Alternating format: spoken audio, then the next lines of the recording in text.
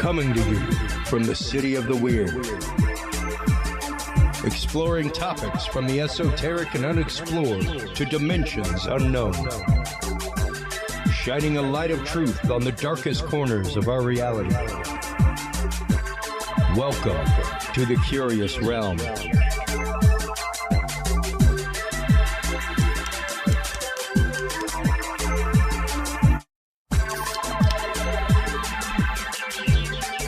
Well, hello, everybody. Chris Jordan here, coming at you live from Austin, Texas. Get ready for a whole slew of pre-records, folks.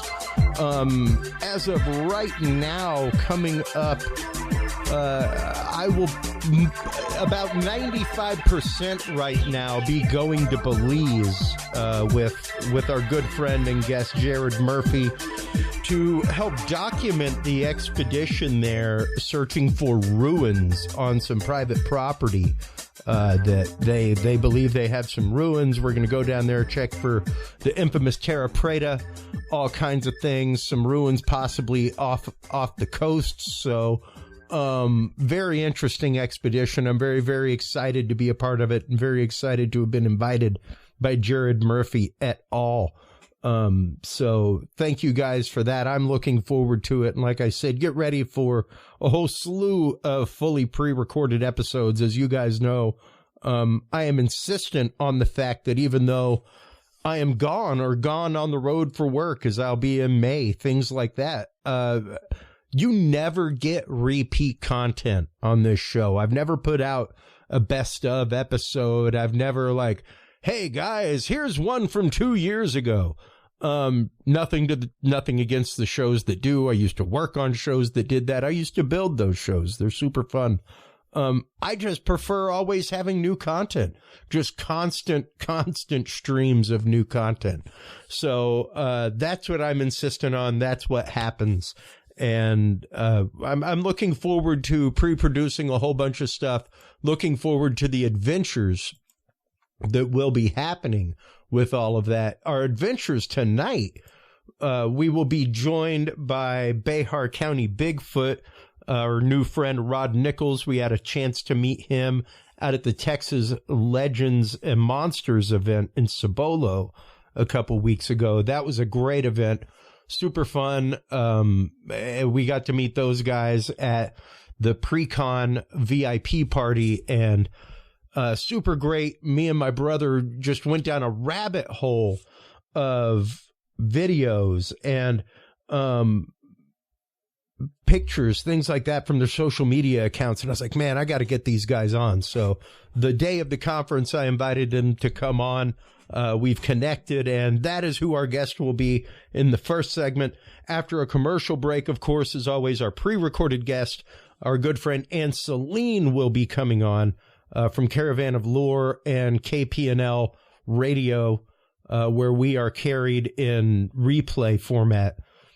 She will be talking with us about vampires, kind of the history of vampires, going all the way back to ancient Greece to the Nosferatu concept in Eastern Europe, and how it's become romanticized, and even the modern concept of energetic vampires, things like that. So we kind of go over the whole panoply of what vampire is, what it is to be a vampire in the modern sense. So really, really interesting interview there. Stay tuned for that after the commercial break. Of course, before we bring you our first guest tonight, it is time for the News of the Week. News of the Week is always brought to you by the Curious Realm Facebook group. Stop on by Facebook, join the conversation. It's a utterly open public group, nothing private about it. You start posting ads or crazy things like, like Seinfeld is dead, things like that. You're gonna be gone, though. I'm telling you that. But let's check out some of the news that we have posted this week. Out of The Guardian, a meatball from long extinct mammoth has been created by a food firm. That was out of theguardian.com. Really wild article. Out of CBS News, Amazon delivery driver goes viral for dropping off package during a police standoff in North Carolina. That was a hilarious story where it was all like, literally, they just went on about their business, like past the line of police cars and cops holding guns toward a home and everything, and just walked right up and delivered a package.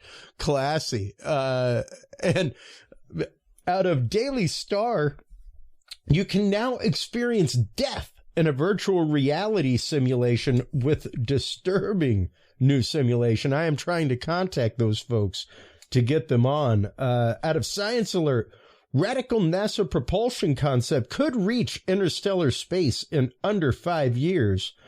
And out of CNN.com, tourist survives bungee jump fall in Thailand after cord snaps.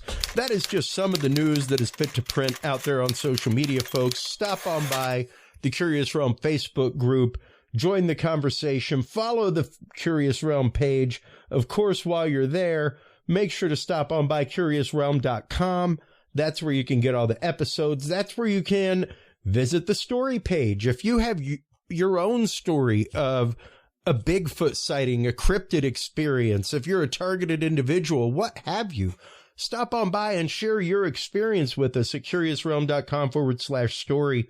We will keep your identity private if you like, but we would love to present your case and your evidence to our professionals and our researchers whenever we have them on. And speaking of researchers, in this segment, we've got field researcher Rod Nichols, the founder of Bexar County Bigfoot Research Project, on. I'd like to play you a little bit of one of his videos here because it's pretty remarkable stuff. This. What in the world? Look at this. Whoa. This is insane. I've never seen such huge wood structures. Look at that. And these are massive structures, folks. Like, don't get me wrong, I've made some little things, stuff like that, but these are literal, like, trees. That's torn off. Some of them.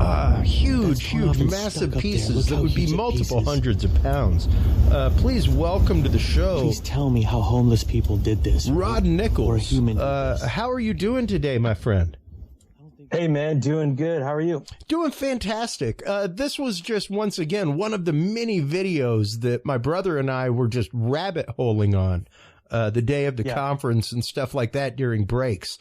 And it's phenomenal to me. Once again, the Bigfoot community, I have been impressed with in so many ways over the last year or so, going out to conventions. I work in the convention world. And am a fly on the wall at a lot of things. And I attend a lot of conventions personally, but specifically the Bigfoot community has a different concept than a lot of other communities. You have diehard squatchers. You have people that are out like every other weekend with trail cameras and stuff like that. People like you who are out in their local area finding these huge, large structures, which once again, if homeless people were building that, you would see a lot more remnant of other things. You know, you would see lawn chairs, that kind of stuff, fire pits, all kinds of things. And it's phenomenal to me to see the number of literal citizen scientists when it comes to the Bigfoot community, folks like you that are out there doing this regularly. What was it that first got you into the world of cryptozoology and Bigfoot to begin with, Rod? So, you know, it started when I was in elementary school. I mean, I was that kid at the book fair that was looking for the Loch Ness Monster, Bigfoot books. And that's what I gravitated towards. I've always gravitated towards the weird and unusual. And in my mind, I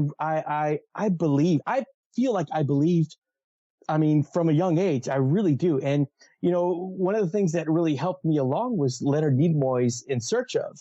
And, you know, that really just, it fascinated me. And, you know, so from an early age, I felt like I was just a believer from the get-go. And, and then I got into an interest in apes and primates and gorillas and things like that. And I really got into, researching different types of primates and things like that. And I even went as far as, I don't know if you remember Coco the gorilla, the gorilla that. Oh, that absolutely. Absolutely. Yeah. I was a psychology, sociology major for a while. I am more than familiar with Coco, my friend. Yeah. So when I was a young guy, I wrote to her and she wrote back to me. Oh, wow. Yeah, it was really cool. And, it was one of those things where I guess her caretaker, just translated and transposed it on paper and sent it to me. And that was the coolest thing in the world because I loved, gorillas. That was my thing. So that's awesome. Yeah. And then, fast forward into my adulthood, where I really got started was, it was actually, it's interesting, Chris, as a low point in my life. Honestly, I was on disability. I was hurt. I was at home for a good while. And, so I binge watched YouTube videos on Bigfoot over and over and over. And I came across a guy, in Utah, and, he's no longer active as a researcher. And this person presented something to me that was just totally new. Like, when you think about Bigfoot and you think about it if you're ignorant to the subject and you've heard about it, you think like, well, that's in Washington State. That's that. Yeah. That's where that is, right? No, surely there could be nothing around here. That would not happen. So, but this gentleman, showed a lot of wood structures. That was his, trace evidence, if you will. That's what he showed us.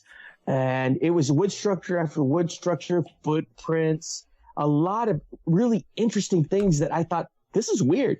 This is really weird. So, there was one video at the very end. I binge watched all of his videos one night. Like I binge watched every one of them. And at the last video he had was, he showed you what he used to find some of this evidence. And a lot of it was all wood structures, which were crazy insane to me. So he said, hey, look, if you think that this is a hoax, if you think that I'm making this up, this is what I do. Here, I'm going to show you exactly the methodology that I use. And you go out and you tell me if you think this is a hoax. Like I'm going to equip you with all of this. So the next day I went out and I utilized the same methodology, just, trying to do it, step by step. And the same day I went out to go find a wood structure, I found one and it blew me away because I sit there going, there's no freaking way. There's no way. Are you serious? Like I found one of these things just using what this guy had laid out for his audience. And after that, I was looking at this thing. I was sitting there going, these pieces are big. They're huge. Like what is going on? Like, is this, and I begin to sit there and think about it and go, all right, is there a team of people that just run around and they put this stuff together and this is what they do because they want to fool people? And then I began to look inside of the structure, look at all the pieces, all the little intricacies inside the structure, and it spoke nothing of people. It really didn't. The floor inside that wood structure, it was what you call an A-frame structure where you've got pieces on either side and it makes kind of like an A shape, right? So I looked inside of it and it was very compressed. The leaves were just flat, like something with weight had been in there. There was no sign of human activity as far as like beer cans, cigarette butts, anything like that. So I was like, what is this and who is doing this? So that set me on my journey as a field researcher. And then, I began to understand some of the characteristics of some of these structures. And I started, giving them different names, obviously the A-frame, and you've got wigwam structures, you've got, leans, you've got a bunch of things that, I've heard before. Oh, yeah. Some of them are straight pole lodge style, where there's a center pole. Very, very interesting structure where, like, if you go and look at Native American structures that weren't like, let's tear them down and take them with us. you know, right. wigwam, Yeah, teepee, absolutely. things like that. But more where Yes. like they had permanent settlement. That's like Yep. what they had. Right. So these things were just, to me, it was a phenomena to me. That's what I looked. That's how I looked. And I began to find more and more and more. And it was interesting because it was all connected by one prominent greenbelt that went through my city. And so I started researching that greenbelt and come to find out the Native Americans used that greenbelt way, way, way back when to come in and out of the city. And so there you go. I was like, okay, so you got safe passage. Now, does the habitat support big game? Which it did. So the big game here would be white-tailed deer. And we have it in abundance. We have abundant amount of white-tailed deer. So, if you're following the food source, you can go up and down this greenway and you could be concealed. I could take the higher ground at some point if I wanted to. I can take plenty of game trails. And all of this green belt had all these wilderness parks connected to them, right? So I started with one wilderness park and researched into another one. And every time I would go into these wilderness parks, I would start finding these things. And I thought, okay, all right, it's kids. But then I started looking at these pieces. Some of them are whole trees ripped out of the ground with their root ball system still on them. I was like, what kid is going to have that kind of strength, and some of these pieces were 10 to 15 feet tall and about, 6 to 8 inches in diameter. Some of them more. Wow. Like who is doing this and why? And so I started documenting each structure that was along that green belt. And, it was mind blowing to me because if I found one and I sat there and I said, okay, it's people, and I found nothing else on this, then it's people. I can say that probably, right? But we're talking about several.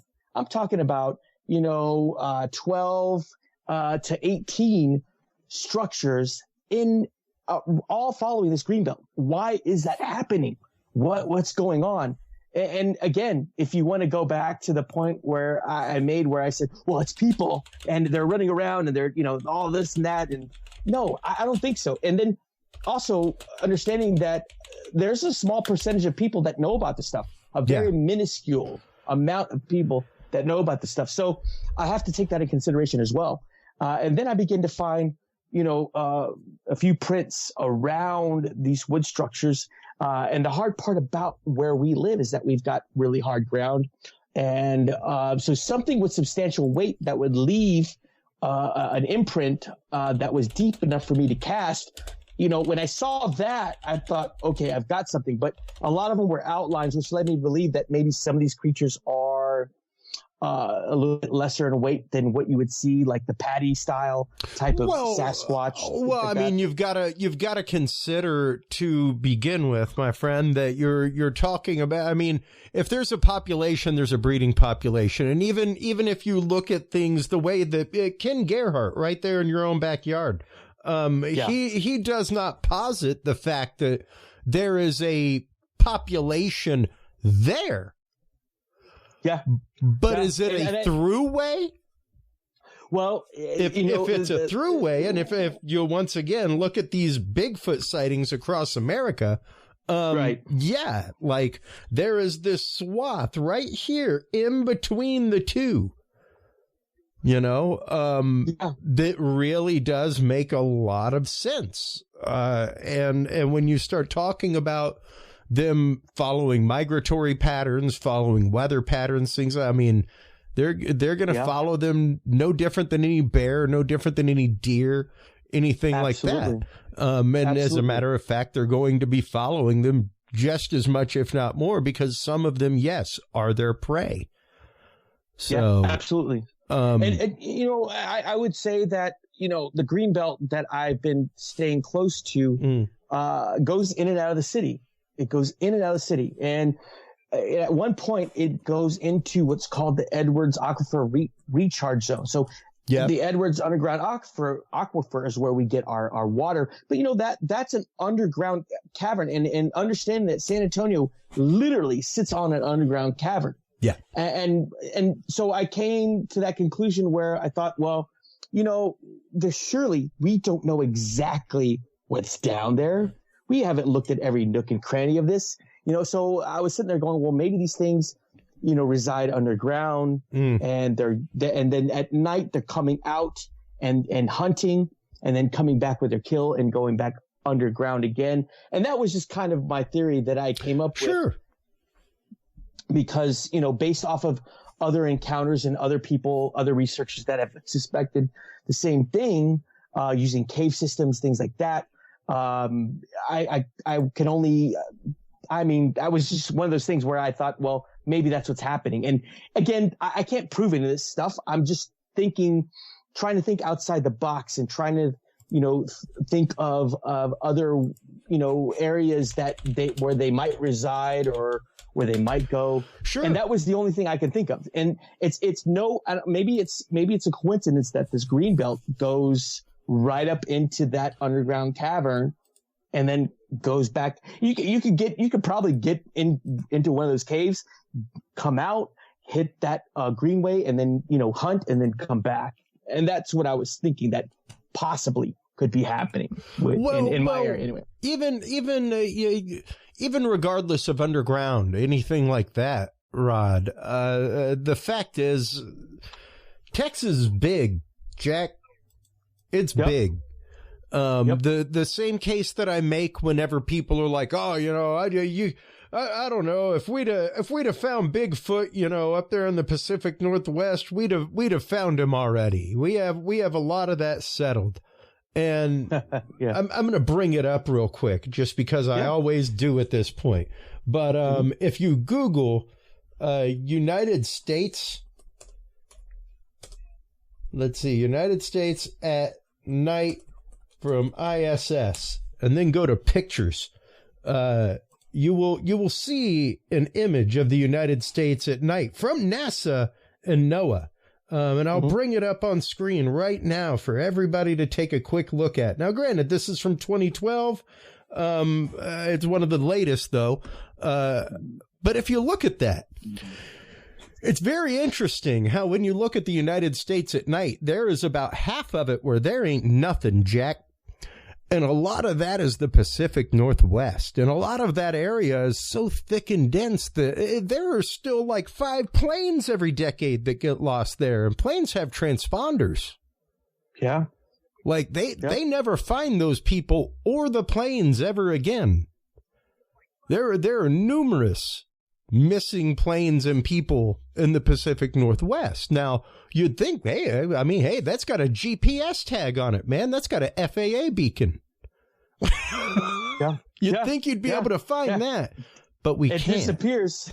And when you start looking at the sightings maps of the United States with Bigfoot sightings and where they are, and then you look at the United States at night, it's pretty interesting how a lot of that overlaps. When you start talking about large swaths of wooded area, period, large swaths of land, people get lost in them. Oh, absolutely. We have thousands of people that cross the border here in Texas and literally walk across. Oh, yeah. They are never seen. And we got drones watching that. We got cameras watching that. So why don't we see them is my question, and it makes a lot of sense to me that if they are a species that's been around that long, they ain't stupid. No, they ain't absolutely stupid. Not. Like Absolutely deer not. know when hunting season ends. They're deer. they know. They know. Yeah, absolutely. Yeah. I think if we're, I believe these things are an apex predator, hands down. Oh, absolutely. And no doubt. Everything that I go off of as far as encounters and sightings are concerned, it's just that person telling that story going, man, this thing took the higher ground. And I know what that means. It had the advantage over me. That tells me there's some intelligence going on with this thing. So, I would suspect that if I'm a creature of that nature with that type of intelligence, yeah, the green belts and the creeks make sense. It's safe passage in and out. And then I've got the food source that I'm following. And then lo and behold, about a half a mile away from where I'm at, we've got a big water source. Yeah. I mean, it's a recipe for some activity. And I tell everybody this, I'm like, look, I can't just roll up to a patch of woods and go, okay, yeah, Bigfoot's been here. Like, the area has to make sense. It has to make sense. Well, there has to be safe passage in and out. I need to have concealment. There has to be some type of creek or green belt, Well, there's got to be some kind of sign of large game. There's got to be some kind of sign of sustainable vegetation, because absolutely critters that big are grazers by nature. They're going to eat whatever they walk past, and then hunt as well. We actually had a listener on one of the social media feeds ask, when are you doing this research? Are you going out at night and then coming back and documenting it during the day? What is your, and I don't want you to give away every methodology that you have, because yes, it will end up the fact that people, and we had this conversation, it can be a dangerous fact that you end up with just tons of people traipsing through trying to find stuff. Which don't get me wrong, it can be a good thing if done properly, but if done improperly, it destroys anything that could be found that could be good. Yeah, absolutely. So most of everything that I do is during the day. Now I've got a friend of mine, Chris. He's another Chris he's done lots of night investigations. Chris Randolph? Yeah, that's Chris who Randolph. Asked. So Chris is always asking, when are you going to go out at night? When are you going at night? And we've gone out, at night at one point in time. And I just really would like to have, some of the equipment that, to utilize, for night investigations. Like I just got into getting into, night vision monocular. That's what I've got now. We've actually deployed a voice recorder and let it sit overnight for about 24 hours. And I'm still sifting through that audio, and there's some interesting stuff going on there. And then there's, hopefully we've got a goal of trying to get a thermal camera, and those things are just, crazy expensive. But, those are the goals that we have. And I think right now, as it stands, I'm okay with documenting these wood structures and some of this trace evidence during the day. And that leads back to somebody who had asked me, would you like to have an encounter or a sighting? And my answer to that is maybe at about a few hundred yards away. Where you could actively observe and see something, and where it's not to the point that you frighten it and it frightens you. Oh, absolutely.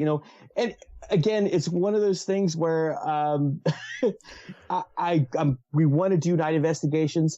I'm just such a perfectionist that I want to have all the things in line in my mind to do that. You know what I mean? Not that you need all this stuff, but that is who I am. There are some things that you definitely need in line. Like for instance, for the upcoming expedition that I'm going on, like I bought a Garmin GPS unit. There you go. If you're going out in the middle of the woods, I'd venture to say that is a worthwhile $200 investment.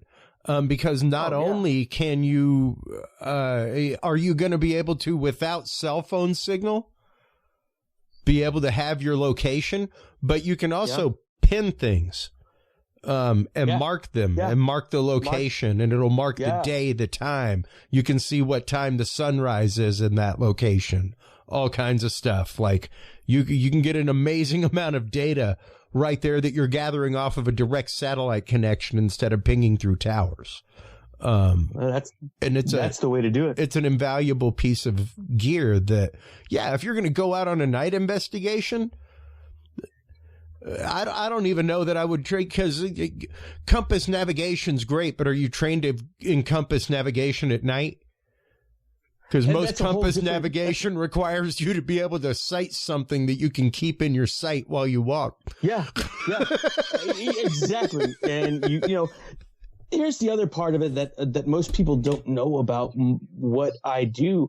Some of these sites are not just pieces of property that I can roll up on. All these are wilderness parks where, you know, if it's kind of like a trespassing type of thing. So I have to be careful with where I go and how I do it type of thing. So it's kind of a fine line with the night investigation. Now, if somebody had contacted me and said, "Hey, Rod, I feel like I've got these things on my property. This is what's going on. This is what's going on." Great. Okay, now let's get out there. Now I've got the permission of that person, you know, to go out and investigate. Yeah, someone has a deer lease that they've found tracks or sign on or has suspicion. Right. That's a totally different scenario. You've got utter permission to go out there and be out there at night. I mean, I did my fair share of work in the paranormal field previously, and it's the same thing. You can't just roll up. I mean, Texas ain't the state to just roll up on property in the dark. Or even in the middle of the day in some places. They shoot first and they ask questions after. Yeah, that's it. Lord forbid there's a horse involved. There ain't even going to be questions at that point. Oh, you shot him? I figured that's the case. But you know, all joking aside, once you get ready to go out in the field, like you said, the reason you go out during the day is because there are specific things that you are looking for. You have been given methodologies to be able to find this stuff on the pretty regular basis. And you know, and that's not saying that like you're shooting an 80% or that you're even shooting a 50, 60, 40%. But you got quite a few videos, and as a singular individual to have quite so many videos, it's pretty incredible. To me, it's fascinating because we're talking about these wood structures and all this trace evidence that's not only just found in the green belt that I'm actively researching, but there's other creek green belts in the city where I found equally big or bigger wood structures. So then now I'm sitting there going, okay, so I've got it. If I've got it here at one area of the side of town that I'm at, and I go to another side and I'm finding the same thing, what the hell is going on? Yeah. You know, and that's the big question. Like, you know, why and how? And if you're going to tell me it's people, this is a well orchestrated hoax. Maybe the most well orchestrated hoax in mankind history, you know? So you're talking about a team of people, if that's the case, you know? So I just, and again, going back to I always, and here's what I'll do with my videos. I'll always point you towards some of the sizes of these pieces. These pieces are huge. Who is going to pull these trees out by the root system and then fashion them in a way where, you know, it's just abnormal. It's weird, you know? Yeah. Why? You know, and that's just the thing that keeps me going. Well, that's just it. And once you're on trail of something, it's hard not to doggedly chase it, if you have availability to it, you know, and it certainly seems like you do.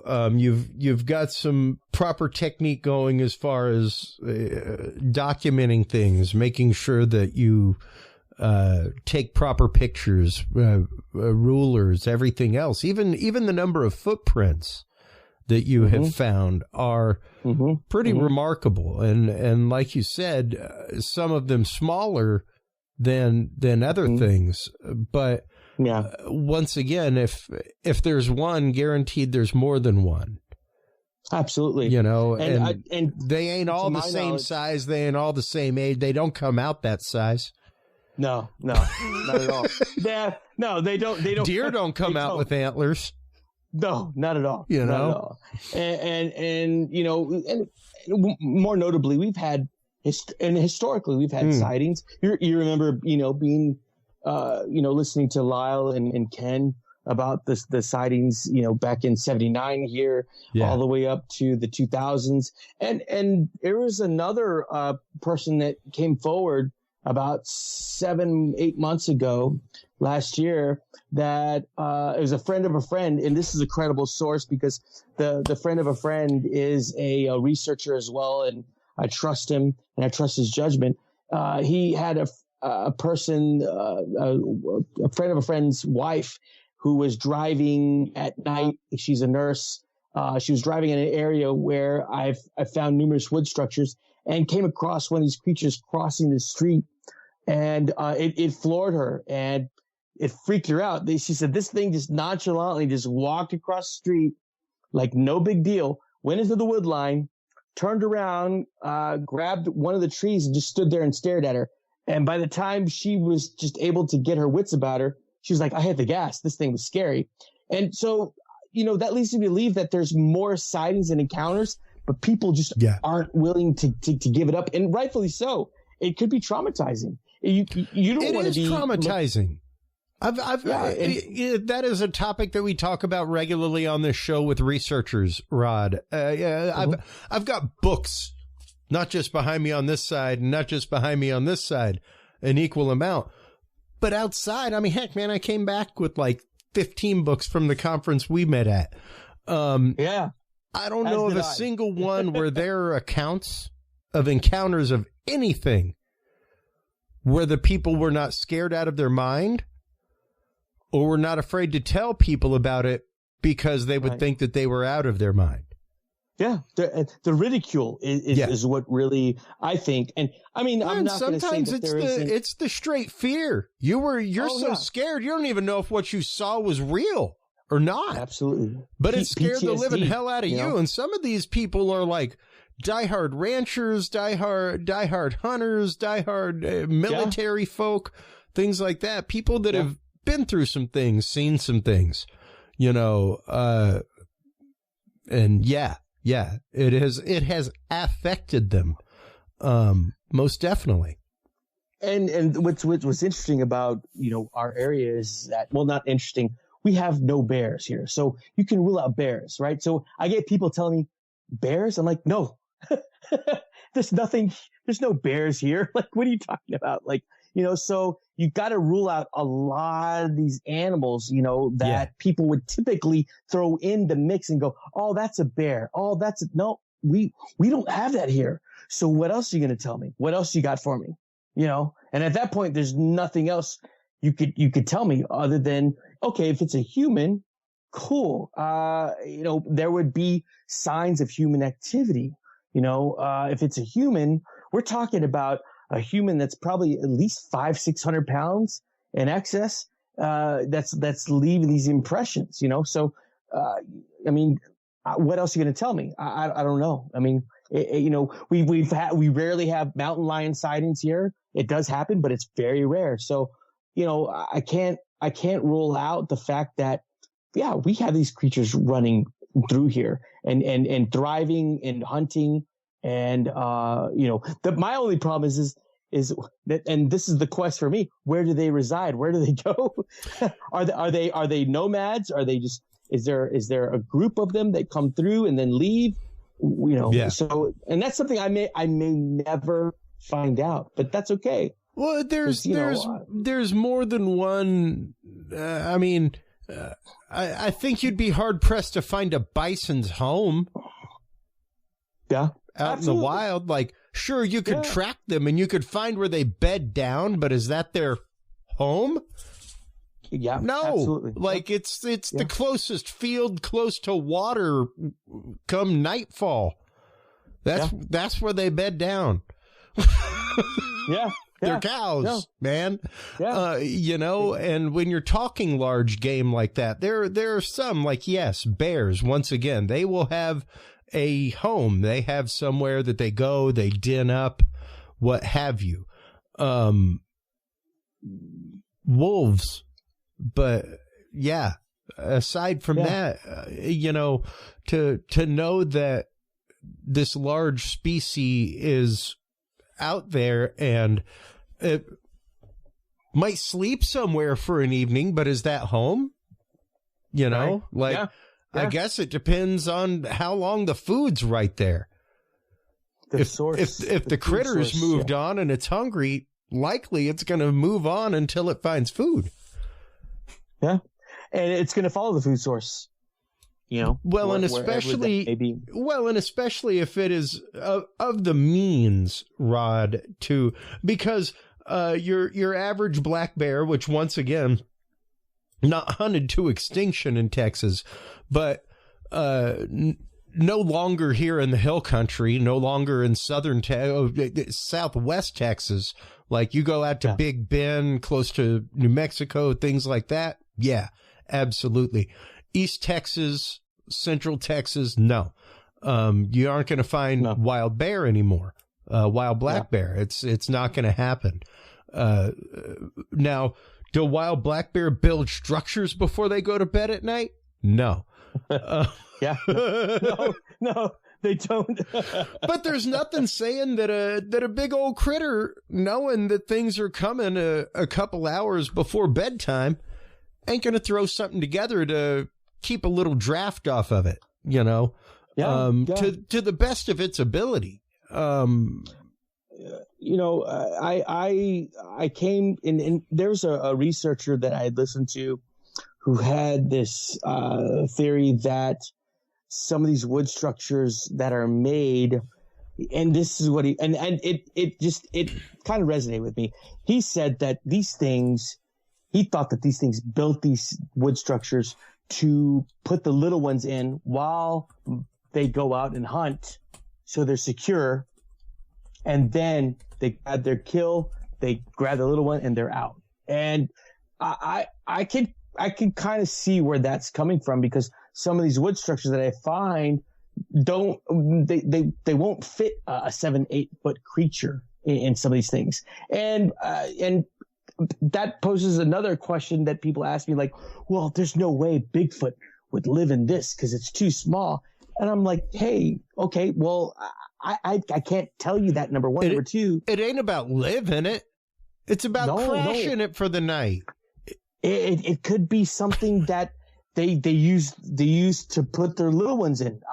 And I can get behind that, because, you know, again, based off of encounters and sightings, you know, people have seen the mom and the dad and, you know, the little ones, you know, all that stuff. And so that, you know, obviously there's like you were talking about, a breeding population with kids, and, you know, I don't know if they, you know, run in clans or groups.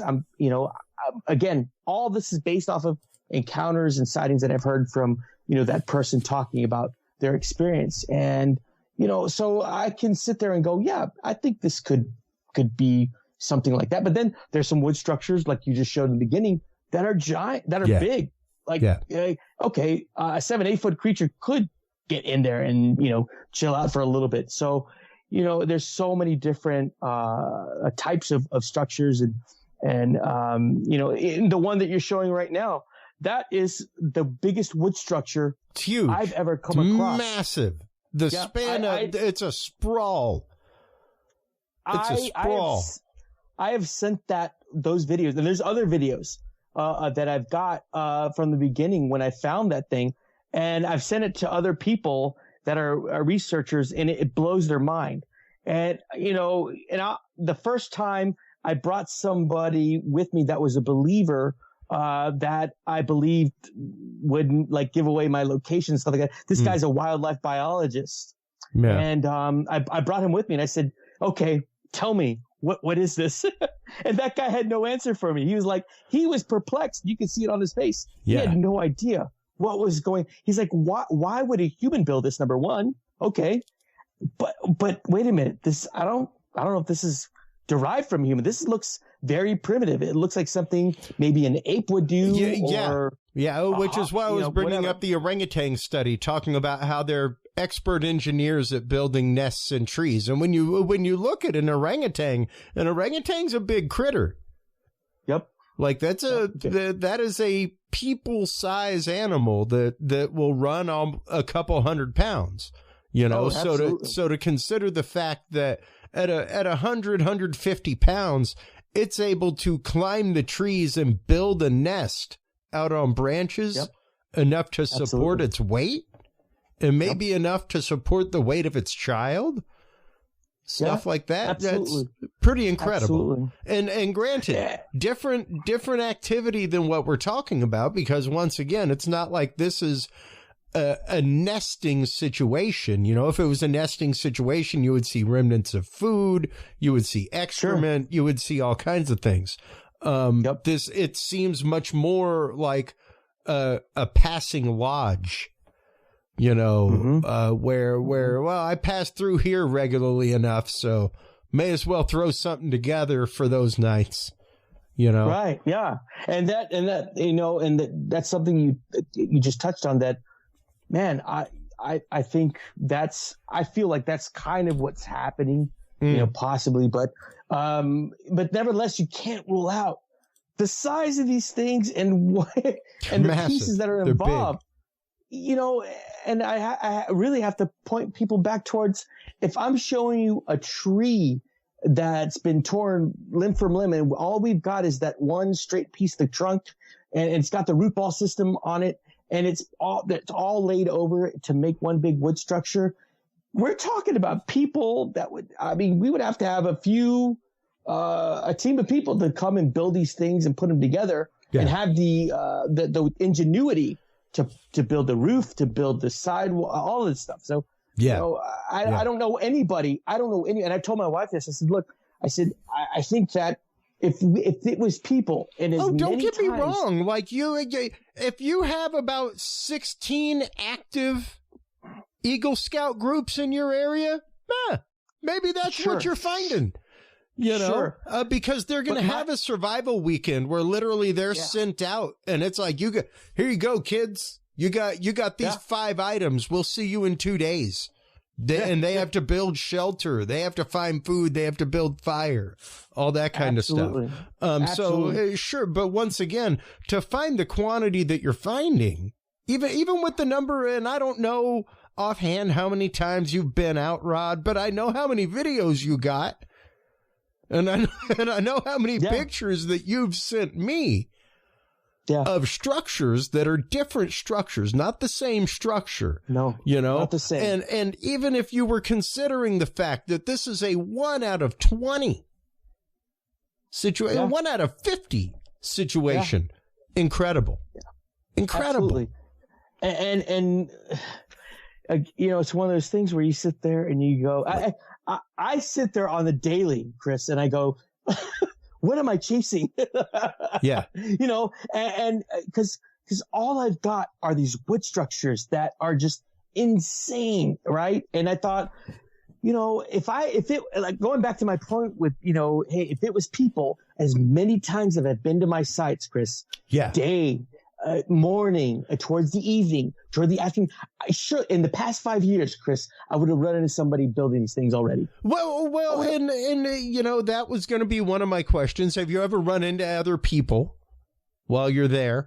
And also, how frequently, because I asked you, I'm not going to get into the discussion that we had in detail because I want that to be a private discussion between us.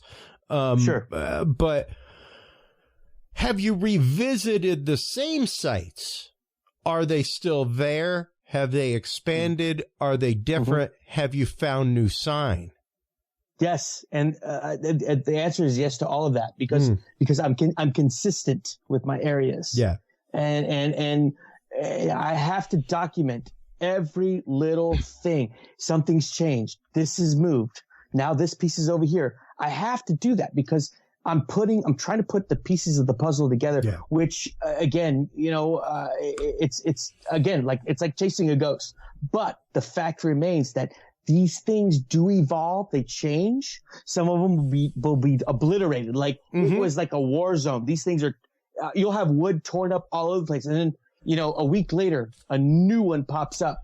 That's, you know, totally different. And it's got totally different, same location. You know, same location. Wow. Yes. Wow. And I have to keep an eye on my areas to document these things, even if it's minuscule, you know, a little change here and there. I have to document it because to me, if I'm collecting all this data, my thing with this is that I'm hoping that someday somebody will take the videos and everything and go, this is another piece of the puzzle. Rod has done this and we've got this.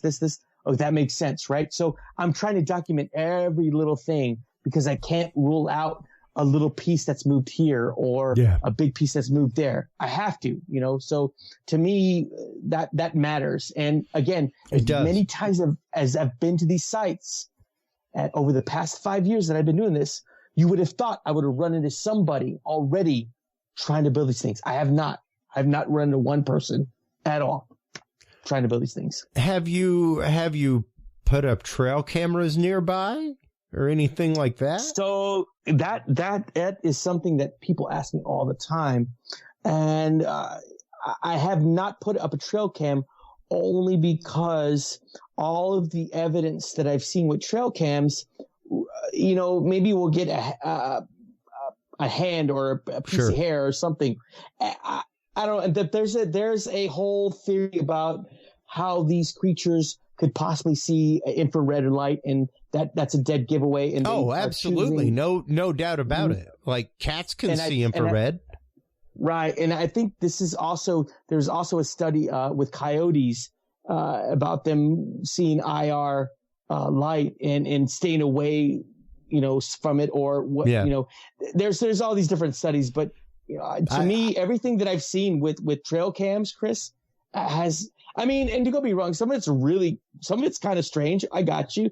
But 9 times out of 10, these things are trying to like dismantle them and take them out, so I thought, well, okay, let's try something else. So, a good buddy of mine, Christopher Noel, who been an active researcher and author for a number of years, had shared with me, hey, look, man, I deploy voice recorders, and that's a little piece of it. But hey, man, put one, hide it somewhere, and then set it to record.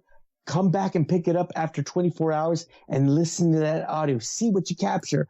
And he sent me one of his to borrow when I was just starting, and we've got some wood knocks going on with the recordings. And so, man, there was something going on.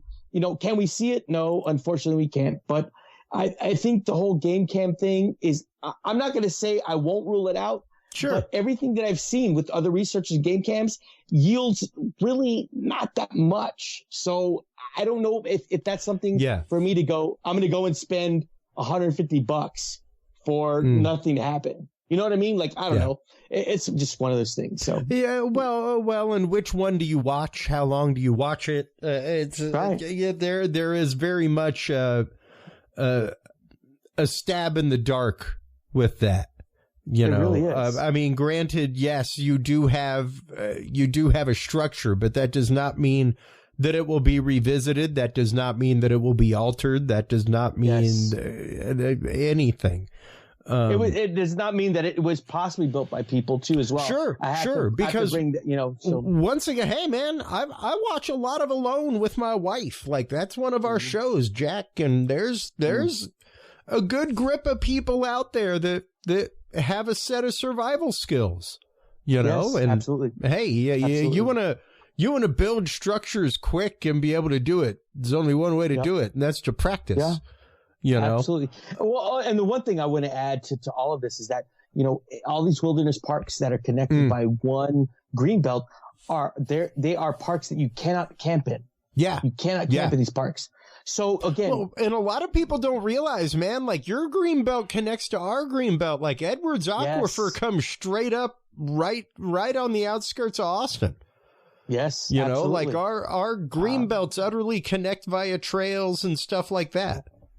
And you guys have the Brushy Creek where there's some weird stuff going on there as well. And people have had encounters. So, and there's no coincidence that it's a creek. It's a creek that has the passage in and out, safe. You've got the habitat that supports big game, all that stuff. So. Rod, maybe you should come up here and I should get some of my equipment and we should go out and check out Brushy Creek and look for things.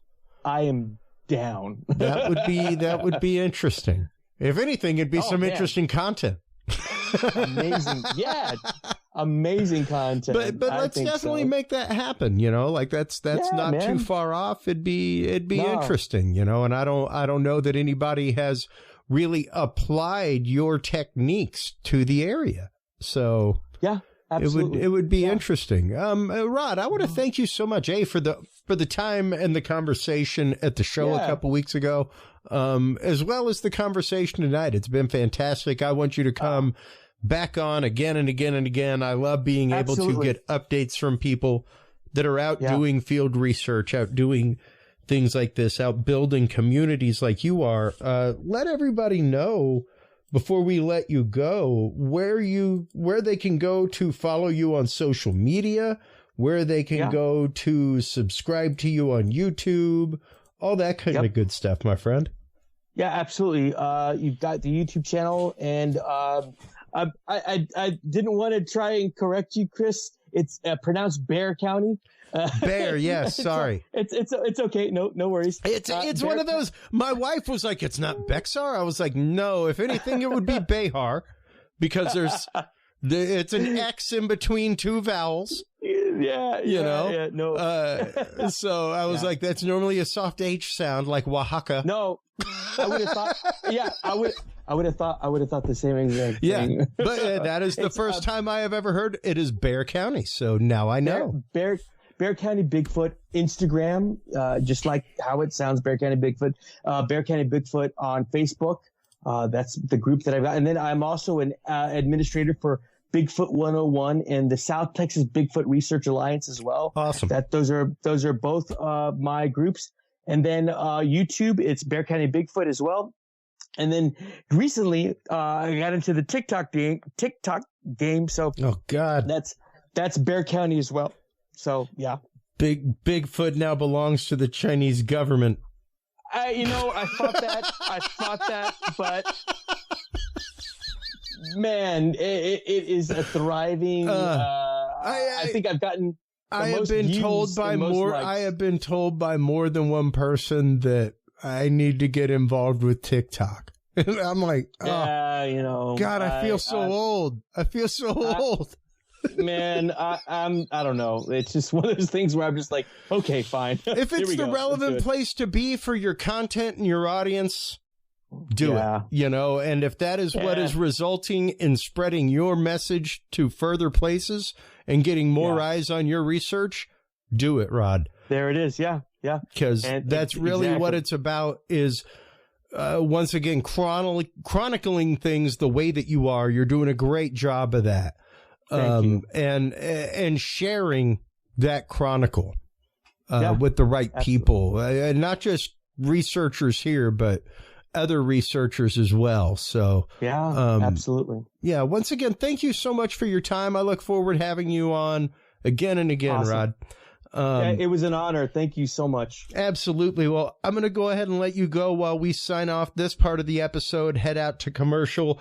Thank you so much again. Take care of yourself. We will be in touch with links for all this stuff tomorrow morning, Rod. So awesome. Thank you. All right. Man. Take care, man. Take care, bud. Absolutely.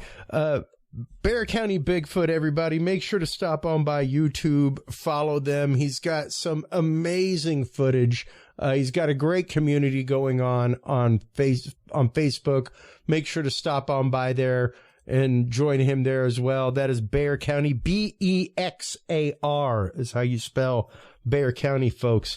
So while you're online checking all that out, of course, make sure to stop on by Curious Realm. Share your story with us. CuriousRealm.com/story is where you can find our experiencer page with our survey. We will, of course, keep your name anonymous if you like, but you can share your pictures with us. You can share video, audio, all kinds of things. We would love to hear from you so we can share your story with our experts. When we come back from this commercial break, we will be joined by Ann Selene in a pre-recorded interview. She is the head of KPNL Radio, tons of paranormal content and shows, including us, in replay format on Wednesdays. She's also the head of the Caravan of Lore, and we're going to be talking about vampires through history, the concept of vampirism, the concept of vampiric relationships, believe it or not, the concept of good vampiric relationships. We're going to be going into a deep dive into vampirism with Ann Selene when we get back right after these messages, folks.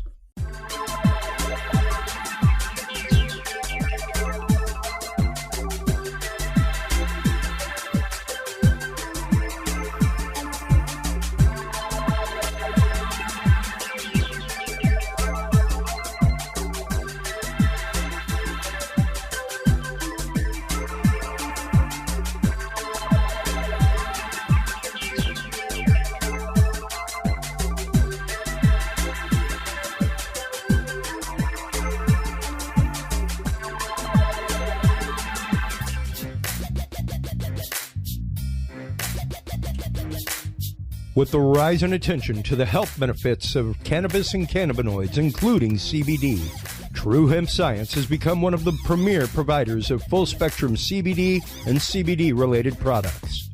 Using a proprietary spagyric process, True Hemp Science extracts maximum benefit from the whole hemp plant. Buds, leaves, stems, seeds, even roots.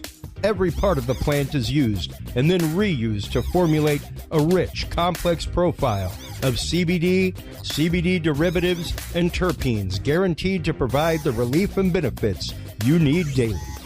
Visit TrueHempScience.com to experience the best CBD oils, edibles, and topicals on the market today.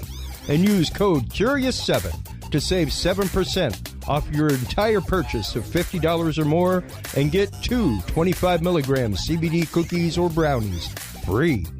That website again is TrueHempScience.com and the code is CURIOUS7.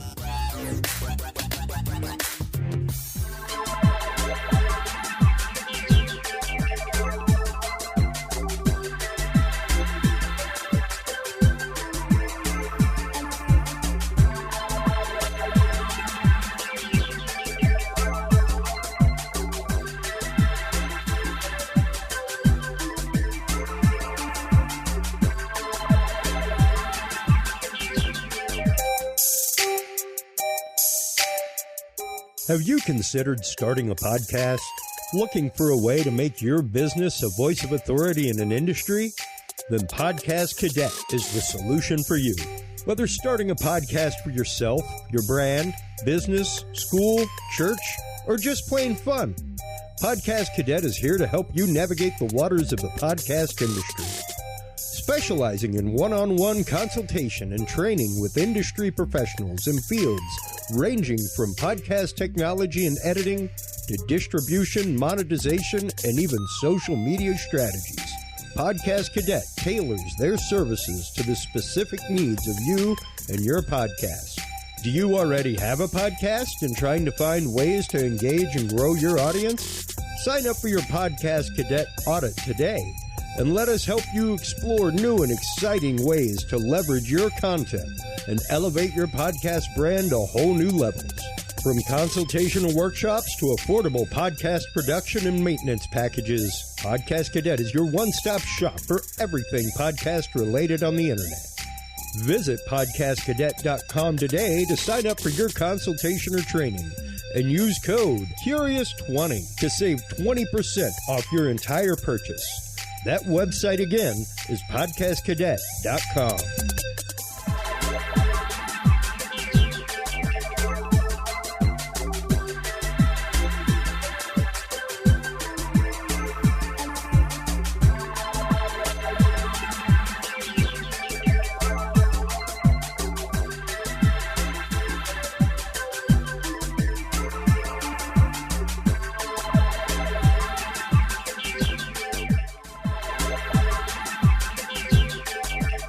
The Curious Realm Podcast is your source for the latest and greatest news and events in the world of the paranormal, esoteric, and forbidden knowledge.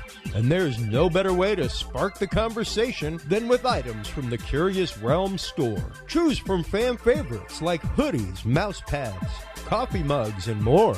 Buy books and items from your favorite Curious Realm guests. Get your hands on the latest gear for paranormal investigations and experiments we discuss on the show. Open your web browser and stop on by the Curious Realm store at curiousrealm.com/store to buy the latest Curious Realm wear and out-of-this-world gifts for yourself, your family, or a mind that you want to open. That website again is curiousrealm.com/store.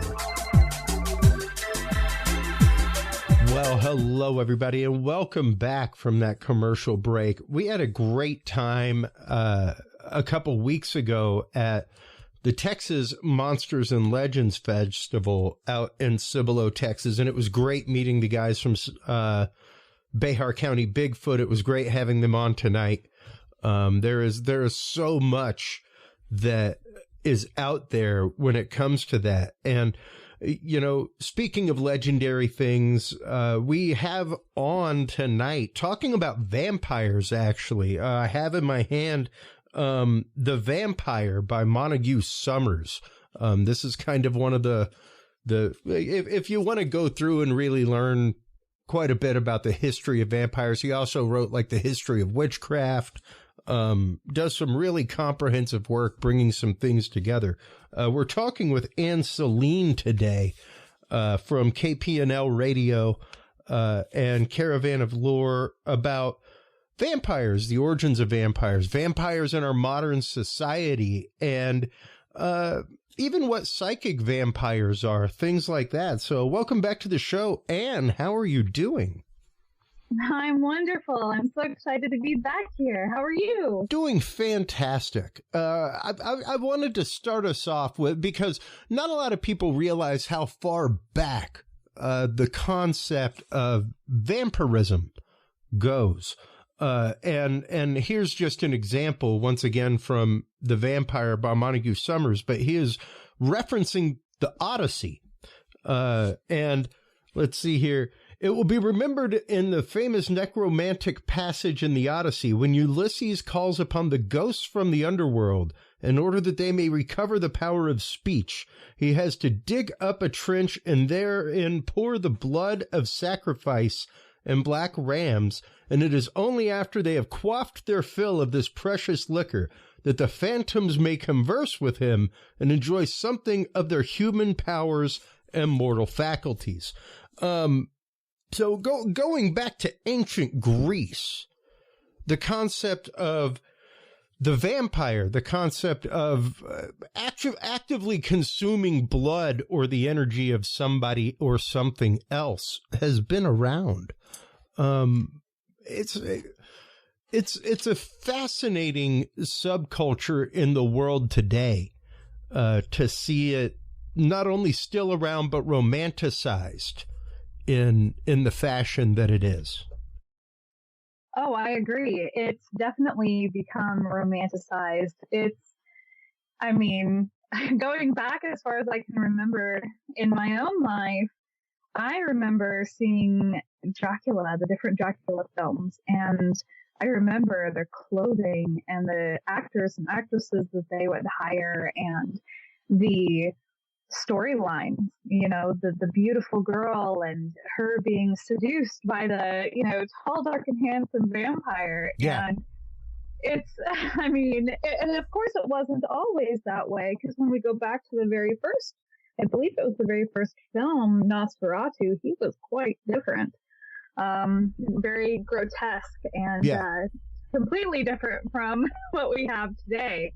And it's really interesting as well, something that I haven't necessarily looked into quite yet, but when we talk about the consuming of blood and how far back that goes, I've also heard a lot in regards to blood being symbolism for our energy. And it's something that in the modern day, I have learned that it was kind of the symbolism of, okay, you know, we have this essence about us. We have this thing inside of us, this energy, but you can't see it. So then they've used blood as the physical, symbol of consuming that. Yeah. And quite literally, once again, the idea of that being the life source, that being basically the vein through which life flows, quite literally, and being able to absorb that would allow you to absorb somebody's power. Right. Yeah, which is amazing, and something that, I mean, if we go into, when we talk about absorbing people's power or absorbing people's energy, there's so much information about that as well. I mean, because if you hop on the other side, though, not just taking energy, but giving it, because on the opposite side, you have different things like, say, Reiki, energy healing, where you can give somebody your energy, or, filter energy from the universe through you, and you're giving it to that other person. Sure. And, once again, that energy is, I personally believe, fully transferable. I much like, I don't see within the realm of physics how we cannot have the concept of afterlife. Energy can only transform, can't be created or destroyed. It might be potential energy and then it becomes, but it was still there and it was still potential. So yeah, for me, the idea of transference of energy is definitely a reality, and was quite the reality for many cultures for all the way through to modern times. The concept of vampires and the dead rising from the grave or coming back to life is still there. No, that was one area that I found really interesting when I was looking into vampirism, is the rising from the grave, and how in early times we didn't quite understand the process of death and the different stages the body goes through. And so when you would see the body and, the way that the blood might pool, or the groaning that you could hear from the gases moving, or, it was a pretty grotesque study there, but it was interesting to learn that, all these natural processes, they took as something terrifying, and believed that, oh my gosh, no, this was a vampire, and it rose and it fed, and this is the proof that it fed, Yeah, and even the weeping of internal fluids from the mouth, the weeping of internal fluids from the eyes and ears, nose cavities, things like that, that are a normal process of decomposition for a non-embalmed body. Right. Like you said, something that, heck, people forget the fact that we didn't start washing hands with regularity until the 1900s, man. Oh man. Like we still thought that it was like bad air around us, we didn't buy into that whole bacterium thing, Right. So to think about this, even the concepts of vampirism as, quote, archaic, is hilarious to me. Because it is not that far in our distant past, the ideas of this, and once again, even the not just the romanticization of the idea, but the westernization of the idea. Whenever one of the things that we talk about with people like Ryan Edwards is whenever you have ideas that meet a local culture that come from outside. Like a prime example is the way that the Wendigo changed once Westerners became aware of it, and people coming into the area became aware of it. It very much became much more like a werewolf things like that. Right. Because that's what they could identify with, you know. And once again, the ideas of vampires, things that come to either take life force or energy, exist culture-wide almost across the world. Right. No, this is true. And, you know, going back to the romanticism of it as well, I have found myself caught up in the idea of immortality. Gosh, immortality is something that you can find information on from all over the world, dating really far back. And I know that I've written and talked about how amazing it would be to have been there to hear Mozart, you know, play his first piece, or to see Picasso put his brush on the canvas for the first time, to be able to see all the changes that the world has gone through, and then the idea of what's to come, and to think about everything that we've been through, and then to kind of be able to project and guess, okay, well, what's going to happen in the future then, and see if you're right, you know. And I think it's a beautiful thing. It's definitely a beautiful thing, but at the same time, yes, you would lose everybody that you know. And I mean, if they weren't turned, so it's beautiful, but it's heartbreaking at the same time. And when you have something that plays on multiple emotions like that, it does have a habit of transfixing you. Yeah. Yeah. And, you know, it can have a habit of becoming an obsession even, and seeking that. And when you're talking about something along the lines of, like you said, immortality, people would go to extremes. And especially when you're talking about older cultures and the concepts that they have as far as magic, black magic, connection to other realms, things like that.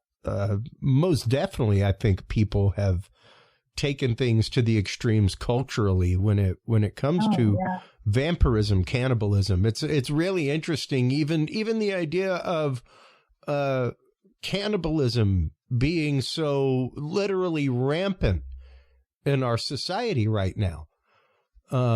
It's pretty fascinating, because we've had the conversation before on the show about how right now we are really experiencing the echo of the spiritualist movement that happened in the latter part of the 1800s, first part of the 1900s. And really seeing a resurgence of a lot of that. And to the point of where it was when people like Harry Houdini were out, like, debunking it. Where, like, people are back to the point of paying commas and zeros to try to get answers from the other side. And seeing mediums and seeing other people. So, when you're talking about,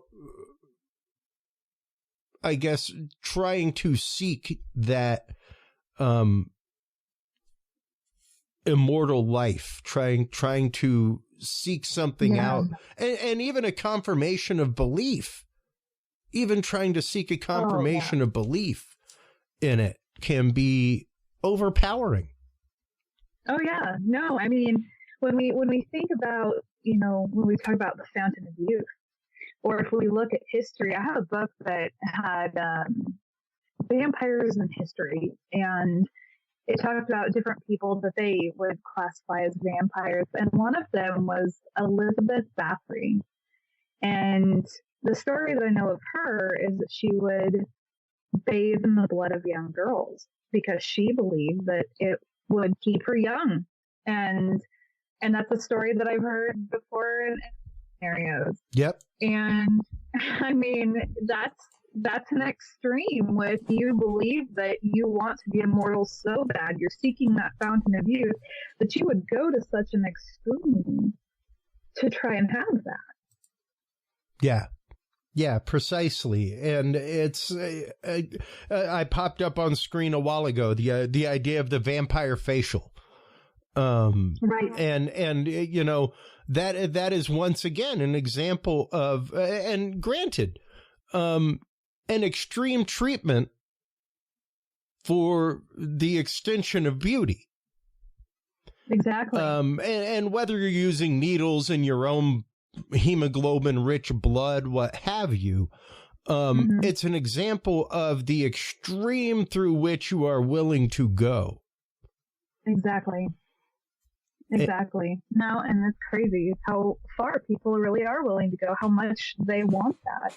Well, and granted, you know, when you go back and you look at a lot of things, especially in relation to Middle Ages, medieval Europe, the concept of blood, even the regularity of bloodletting, when it came to healing, when it came to, taking care of the humors, as it was called, because you had your blood, you had phlegm, bile, all sorts of different humors inside of you that were different colors, and they all did different things. And if you had too much of one, then you had to let some of the others.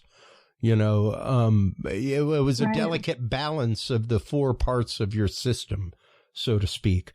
Very much a medical adaptation of the four elements in witchcraft and herbalism.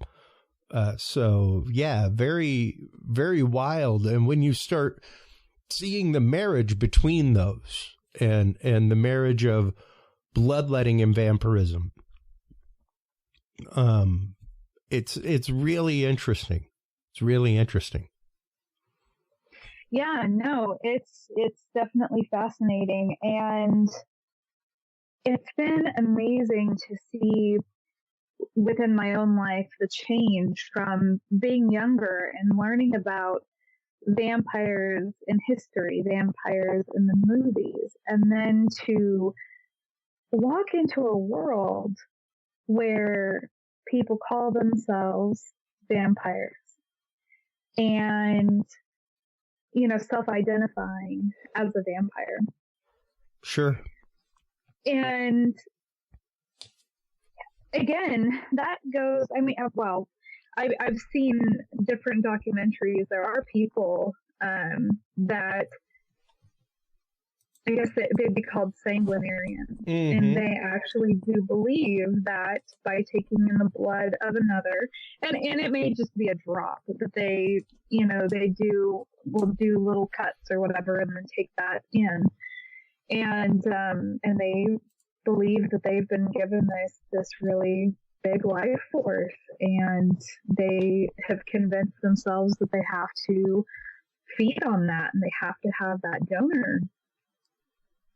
Which is amazing. And there's some people that try to say, oh, well, it's, because I have a iron deficiency or I have some other kind of deficiency.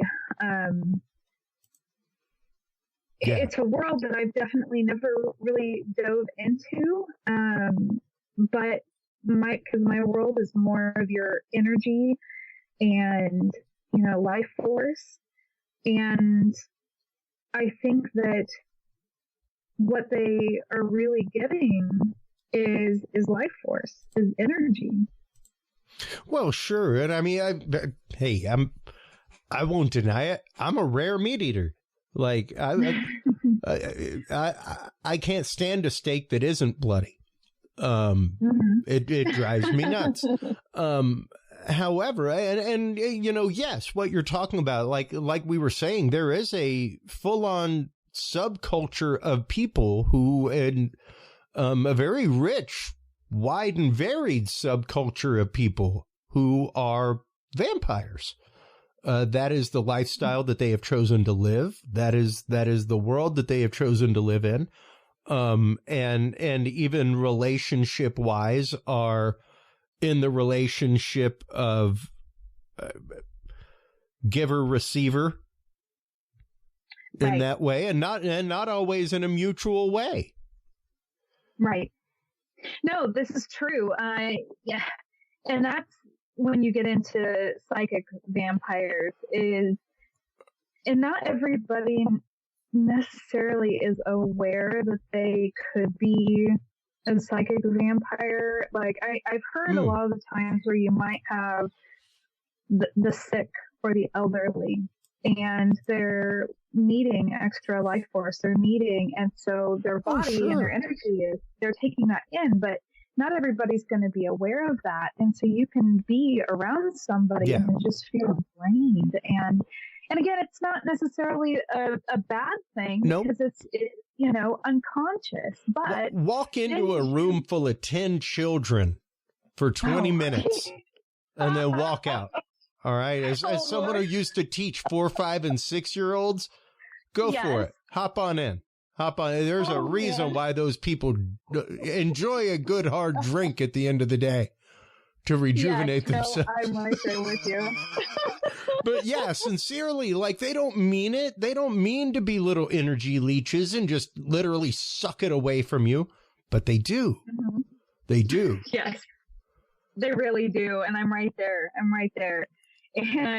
But then there are those people that are completely aware and they're vile. They will feed off of negative energy. So they like to create problems, and that chaos that they've created, they feed off of that. Yeah. And so, and I think that it can kind of get a little bit, tricky, because whenever you say psychic vampire, that is usually what people will automatically think about, is the kind of person that wants to create that chaos and feeds off the chaos and just drains you. But some psychic vampires, like we just discussed, they're unconscious. They're not aware of it. And then you have people who are, I don't know if you want to classify it as like an energetic vampire, but that's where you're more working with energy and you're giving, you're receiving, communing in that way. And again, it has nothing to do with negativity or anything. It's just, you know what I mean? Yeah. And once again, I think,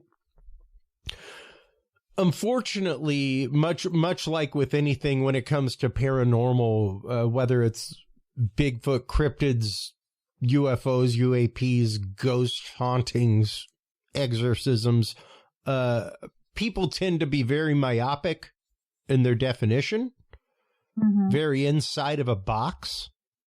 And if it doesn't fit inside of a box that they're comfortable with, then it's dismissed. And once again, to think about the idea of a vampiric relationship, because hey, no offense to the little kid out in my living room who just got home before we started this interview. I love him. But he was literally a parasite. Like, by all medical means, he was a parasite, like a symbiotic parasite. But for 9 months of his life, that's what he was. By all biological definition. Oh, yeah. No, as a parent, I completely understand it. I mean, I definitely know what it's like to be completely drained, trying to, parent or deal with your kids or whatever. And I know that they're not aware of what they're doing. No, absolutely not. But, what a beautiful, once again, symbiotic process. However, when you start, I guess, epigenetically breaking that down, we all start off as a vampire. Yeah, when you put it that way. We all start off in a vampiric relationship. So it's actually a much harder cycle for us to break. Not to try to take energy from other people or not to try to use that. See, and when you put it that way, I love this, because when you put it that way, it makes sense as well. Yeah. Why we get so caught up in the story of vampires and why we've romanticized it. Yeah. I love that. Yeah, because it really does preternaturally make a lot more sense. Yeah, it does. It really does. Because that's where we all start. Whether it's once again sharing that nutrient from inside prior to birth to sharing the nutrient, literally suckling. Right. Yeah. As an infant, Mm-hmm. It is something that, and beyond anything else, I think, especially whenever you're talking, paranormal creatures, things like that, there is something about the vampire and about the vampiric nature of things that calls much more to humanity than any of the others. And really, once again, that concept of control, that concept of, because once again, originally it wasn't a romanticized concept of, hey, this is what I am seeking and you are the gateway to it. Right. In that Lestat form of the modern vampire. Yes. It was, this is what I need to feed. And if I have to demonically deceive you to get your permission and consent, so be it. Right. Yeah.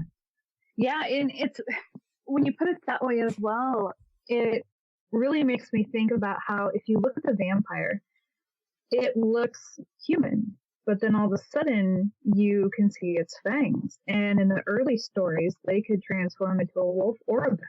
Oh, yeah. And into anything. Yeah. And Mist. when you, yes, that's true. That's true. I forgot about that one. We as humans, we forget that we're animals too. And the vampire definitely brings back that side of us and connects us to our more animalistic nature. And I think that it's something within all of us that sometimes we want to just be able to let go. We want to let our hair down and run wild, and we have that within us, but we've been, we stick those shoes on and we put ourselves in boxes. And so then when we're watching the vampire, we're also envious of their ability to just be a part of nature. Well, there is that, most definitely. But I think even psychologically, it reaches down to I think the true frailty of humanity and the necessity of, without somebody else, I have no sustenance. Right. No, that's true. Without there is no survival without somebody else.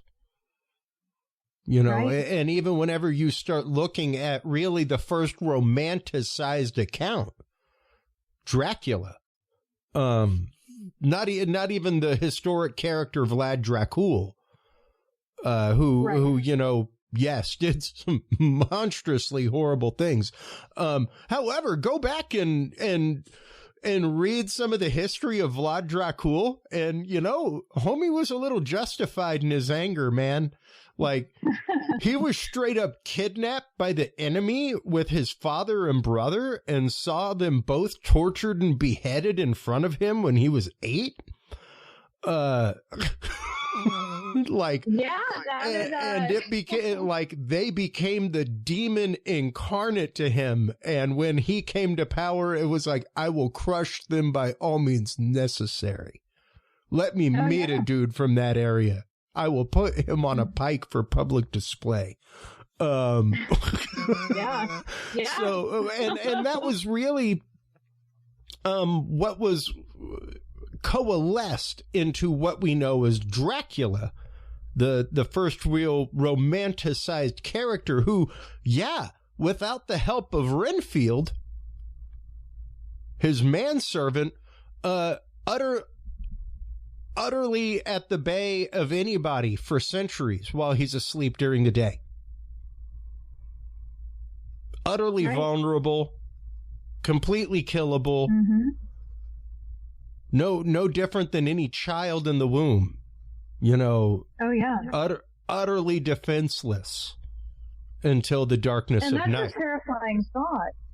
exactly. It's kind of a scary thought, to when you think about being alone. Yeah. And wanting or needing that companionship in whatever form that is, and to realize how frail we are, how delicate life is. That can be very terrifying on many levels. Yeah. Yeah. And once again, that quote need for blood doesn't necessarily have to be for the exsanguination of another.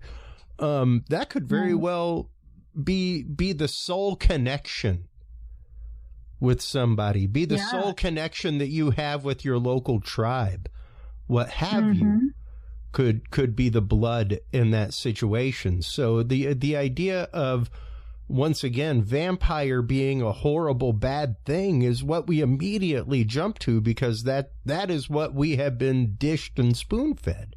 Absolutely. Exactly. Right. But when you're talking about a vampiric relationship, when you're talking once again, even that concept of Renfield and Dracula, Renfield was cared for on his part too.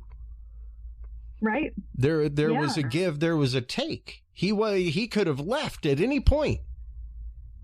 He could have left Master at any point during the day. See ya. That's true. What are you gonna do?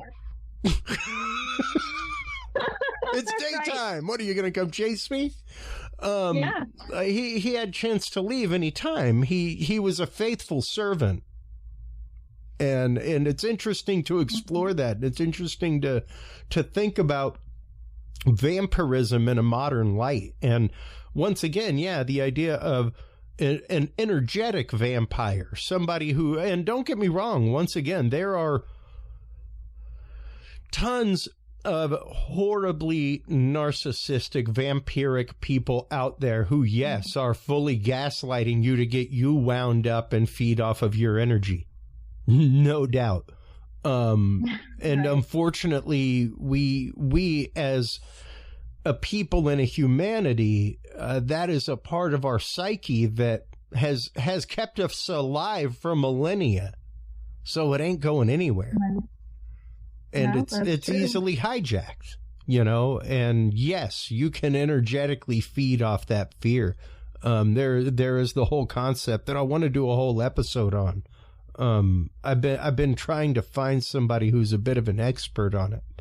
But the whole concept of harvesting adrenochrome, through fear and torture, basically kidnapping and torturing people, and because of their fear and ongoing fear, their adrenochrome levels are higher in their blood.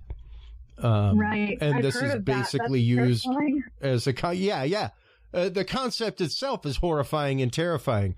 And you think like, oh my God, are you serious? You think the organ harvesting thing is just stories. It's not. Right. Oh, it's not. No. Like that we have had whistleblowers on this show. It is a horrifying reality. The dark web is and when you're talking about people being trafficked for what some people only identify as quote vampiric ritual, wow.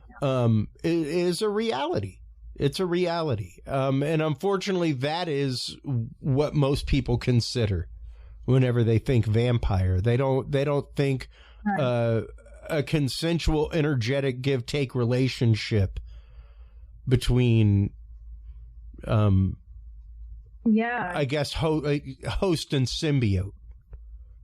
This is true because as I've ended up, within the paranormal community, and as I've studied and as I've shared my different thoughts on vampires throughout history, or different little tidbits that I found, or even podcasts that I've listened to, I've heard people that identify as vampires go on the show, and there will be callers, and the callers will ask about the adrenochrome and the fear and everything. And honestly, I was never aware of that until, really getting into it and listening to these other shows. Yeah. So it's fascinating to me that this is what people jump to. This is how people look at it. And once again, the extreme. The extreme. Yeah, it is. Jump immediately to the and it's hilarious because they're the exact same people who will not accept the moderate side, which is pretty damn factual. And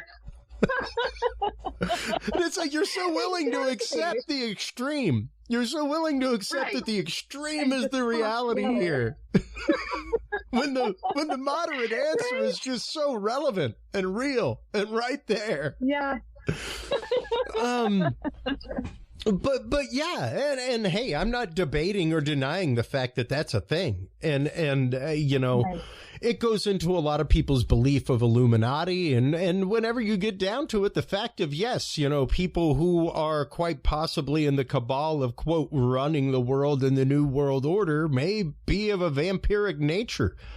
And maybe of the order of, living onto a few hundred years in that right because of these things that they do, and rituals that they take part in, and blood baths and, all kinds of things that, yes, once again, have been spoken of in vampiric lore for a long, long time. Right. No, and it's terrifying to think that, and that's the thing is, we talk about cryptids, we talk about vampires and werewolves and all these monsters, but it's humans that are the scariest monster of all, in my opinion. Yeah. And well, they're the ones that are willing to hide the secret. Hey, if you came out and said like, hey, just so you know, like about once a month for a couple nights, like I wig out, dude, and there's some crazy stuff. So just so you know, like that happens. Right. Like maybe the village would be more accepting instead of you lying 28 days out of the month. That was crazy. You see, that's did you see how those lambs were killed down the road? What was that? It's true, but at the same time, it's funny because I actually was just watching the Wolfman with Anthony Hopkins. Oh, yeah. And my favorite scene is he's sitting there and he's telling everybody, I'm going to kill you all. This is what happens.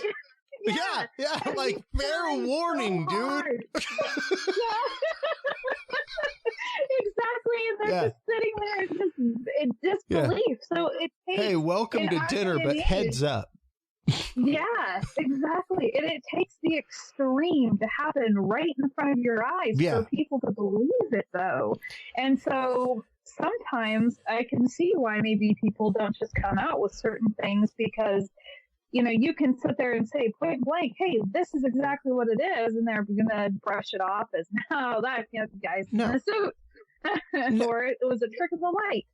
Now, as somebody who has been exposed to that subculture and been there in the subculture, and has this been a subculture that, at least according to them, has been around? Is the modern vampiric subculture and that vampiric relationship something that has been around for hundreds of years, or is it something that is much more of a modern exploration of vampirism? I believe, I remember hearing about this underground culture back in 2005, which was the year that I graduated. And it was really underground. It wasn't something that was really talked about a lot. And then through being kind of, having connections and everything within it, I believe it was back in 1995 that it really kind of formed, and people, I think that it was always there, but it started to get a name then. So it's not something that had a name for, hundreds of years, but it became more modernized and more, like, no, we're going to make this culture and we're going to come together because these are other like-minded individuals. And as technology, of course, became more and more available. Gosh, I remember getting a computer. This is back in, I think, 2004, 2005. And I didn't know that any kind of culture like that existed until I was in an AOL chat room. Yeah. Well, no. And, we talk about that on this show all the time. There was, especially with people who have been abducted, things like that. Because hey, you could hop online and I guarantee you could probably find a pretty darn local to you support group. Yeah, no, and that was what was so crazy. And you couldn't back then. Trying to find somebody to go to who had maybe experienced this as well. Have fun with that. Oh, yeah. And it was a different thing. And even my Lord, the people that I knew that were vampires, things like that, were the folks that I met at my local occult shop whenever I was there buying books on amulets, talismans, stuff like that. And doing my esoteric research in life. That is when I met them and where I met them. And they were much more of an offshoot of the Wiccan community. Right. See, and it was fascinating to be able to meet other people and to learn about these things. And this goes into even with, I remember when I didn't even know that podcast was a thing until 2015.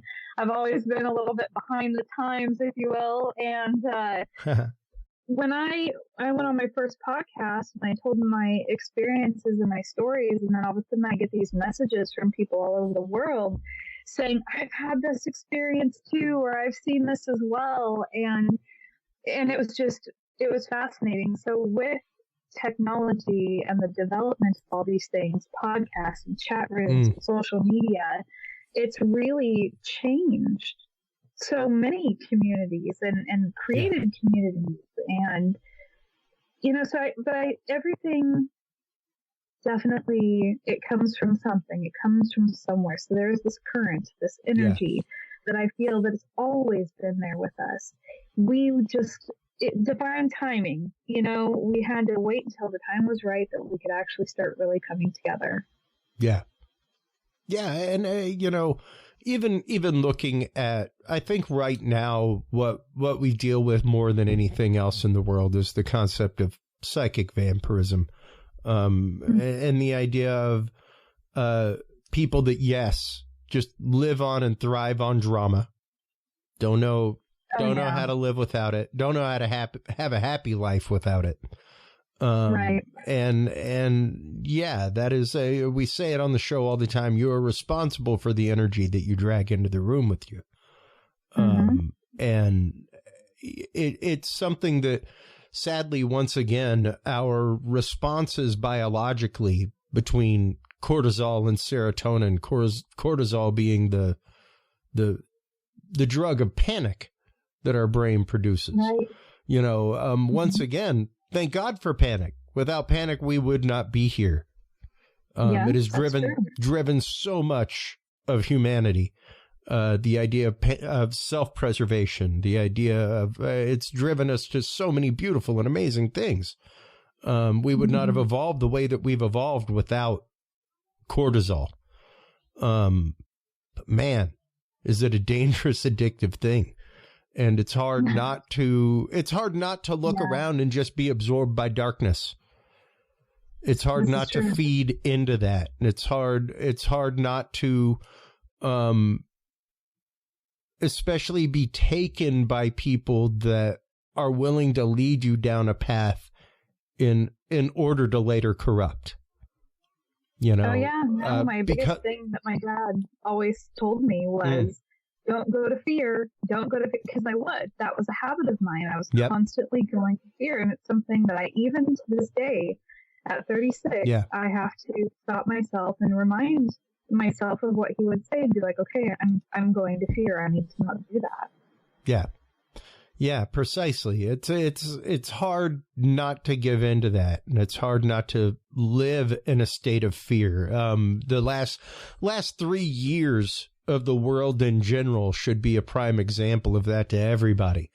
What it is to literally live a life immersed in fear on the daily. I mean, I've lived a life immersed in news on the daily for over the last decade of my life. So yeah, people are like, oh my God, but at the same token, there's a lot of horrifying things, but man, if you really, really read the news, there's a lot of really cool stuff out there too. Yes, a lot of really great stuff that's happening that just gets buried in the news cycle because, sorry, it's not sexy. Yeah, or scary. Yeah. Those are the your top two. Mm-hmm. Yeah, and scary is sexy. Yeah, that's true. It's horrifying is sexy.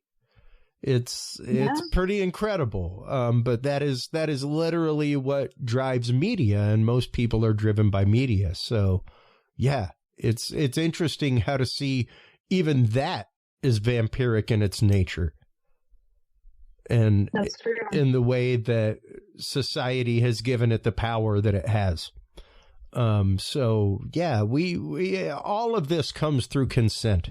Every bit of whether it's the traditional Nosferatu, something coming to you to feast off of you because you've left a window open or invited it in, like in Lost Boys, where he keeps hovering outside the window. Come on, just open the window. Let me in, buddy. Yeah. Come on. Exactly.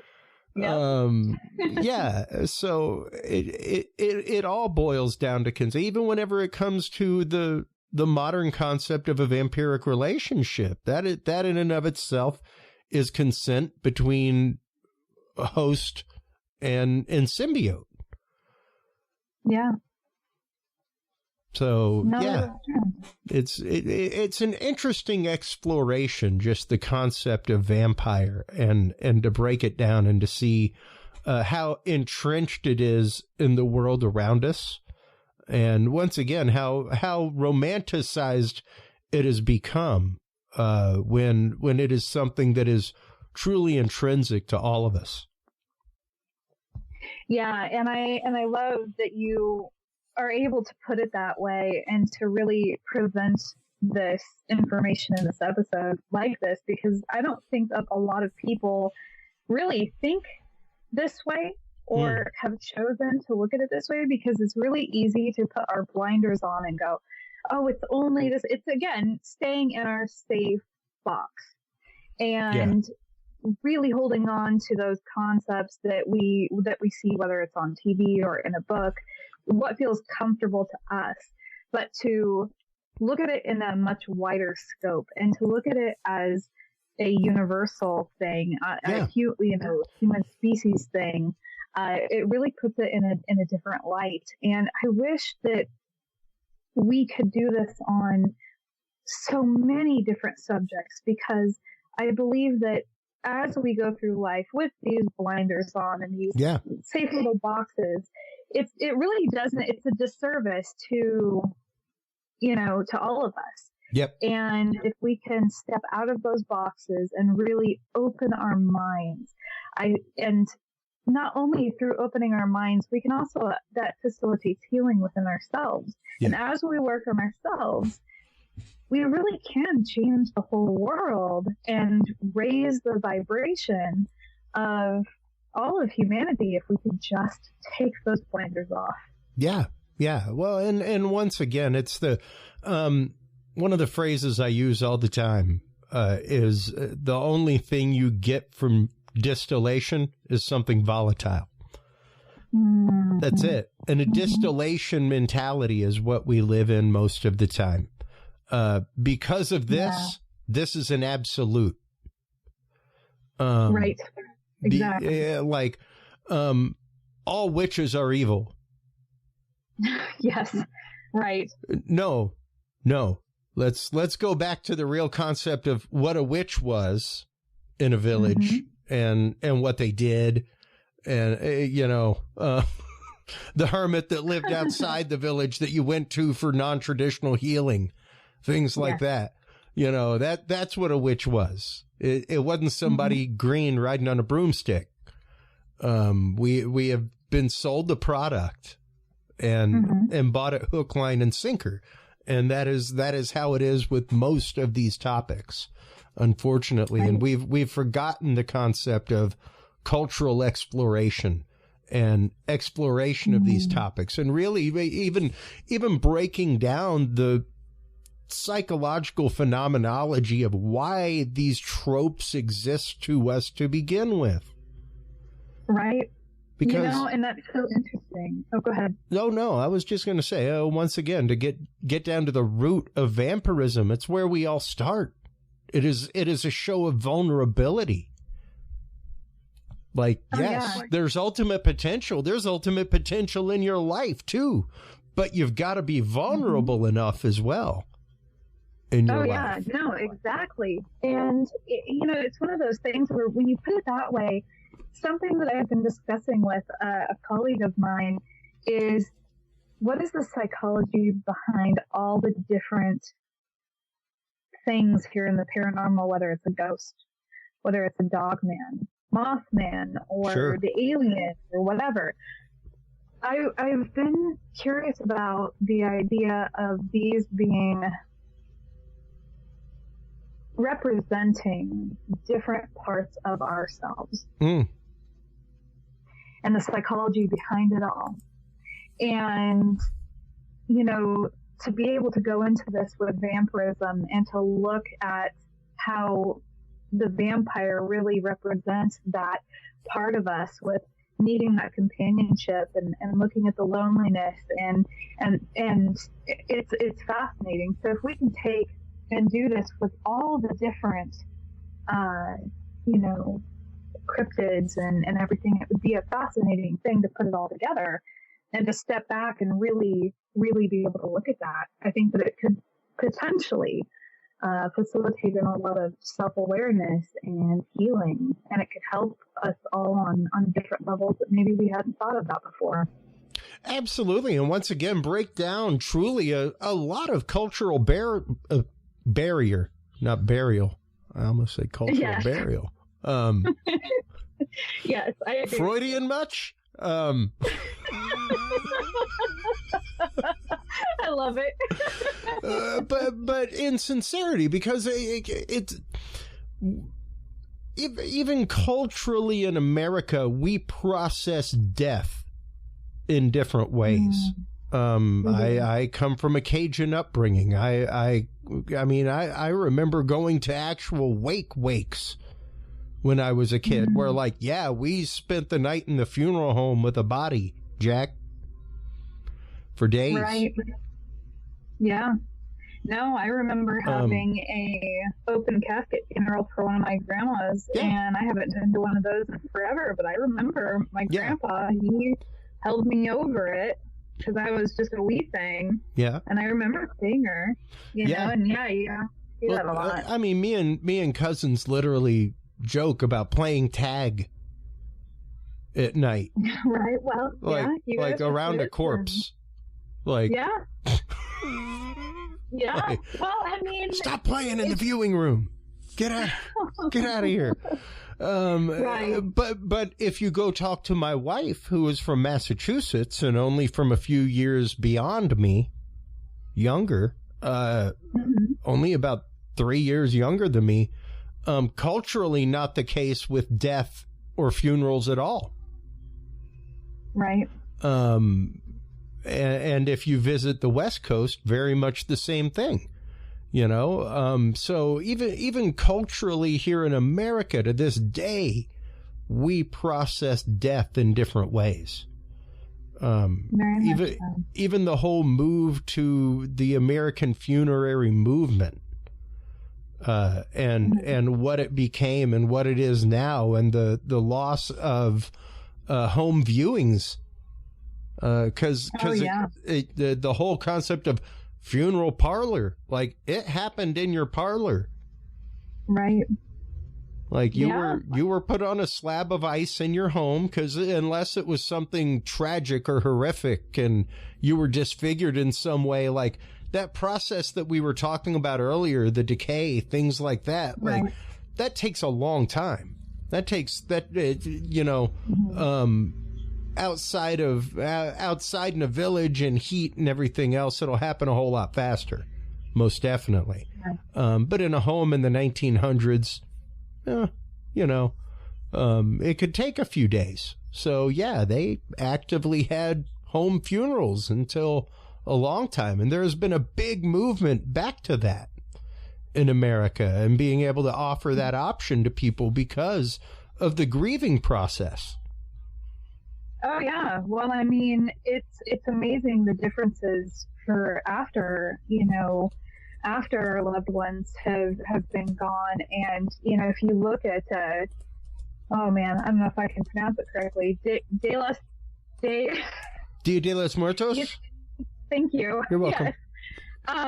It's one of those things where, they have their pictures up. Yeah. They have a placement for them at the table, and they celebrate them still as if they were still here and carry on their memories. And I think that is so important. We lost that. We were disconnected from our ancestors. And when we are able to connect with our ancestors and know where we come from, I really feel that it's very empowering, because you hear these phrases about, we were the witches that they, couldn't burn, or they wanted to. I can't remember the phrase of it, but when we are able to do the things that our ancestors fought for us to do, that they wished that they could have, and to know that they're proud of us, and they're still very much a part of our family. I mean, we come from the love of thousands, and it needs to be honored. It needs to be remembered. But death has become, something that people just kind of ignore, or they don't process properly. At least they don't want to think about it. They want to just move on to the next, which of course then ties into our instant gratification that we have these days, and we're constantly throwing out, and jumping to the new thing, which it's really devastating for us, I think. Yeah. Well, it really does act to our detriment. I mean, to begin with, we here in the West have a different concept of family. And that tracks to a lot of things, and especially in the treatment of death and our dead, and in how we process death. Because it shouldn't be. I don't know. For years, I guess people thought I was morbid whenever I would say, I'm a little jealous. I don't know. I guess that is part of my spiritual journey, that at this point in life, I've lost family members. I've lost friends in various ways. And it's the fact of, I ain't getting away from it. Yeah, I ain't getting away from it. Death and taxes, Jack. You ain't getting away from them. I don't care how good you are. True. I don't care how good you are. So you can process that fear or whatever you want at any point you like. Oh, yeah. Well, and here's the thing. Or go ahead. No, go, please. It's one of those things where if we really faced death, if we really looked at it the way that you just said, like, hey, this is inevitable, it's part of life, you know how differently that we could all live? It's one of the ways that I live my life, because I've encountered some pretty hairy situations in my life, and I feel really, really lucky to be alive. And we don't ever know. You really do not ever know when it's your time. You could go to sleep tonight and never wake up in the morning. You could have some weird undiagnosed heart thing, and that's what gets you. And you could go and get in the car, and you could be a great driver, but maybe somebody else wasn't. And when you think about life that way, you don't have to like live in fear. You don't have to let it loom over you, but you can change. Like for me, I don't believe in going to bed mad. I'm never going to fight with someone and then go to sleep. I'm never going to get into an argument right before saying goodbye when they leave the grocery store or something. I'm going to choose love and happiness in every moment that I possibly can, especially when knowing that we really, and this can be kind of a little bit controversial, but we really are we are in control of our emotions. We choose how we feel. And when we can realize that, and when we can embody that, and then when we couple that with the idea of knowing that, you know, right now could be your last breath, it really changes the way that you live and the way that you interact with everybody that you come across. There is a concept, as I've said on the show a few times. I'm a fourth degree Knight of Columbus. One of the symbols of the fourth degree is the skull and crossbones. Memento mori, tempus fugit. Time flies, remember death. And the idea behind that is, what are you leaving behind? Because you should be living every moment from now till then, remembering what you're leaving behind.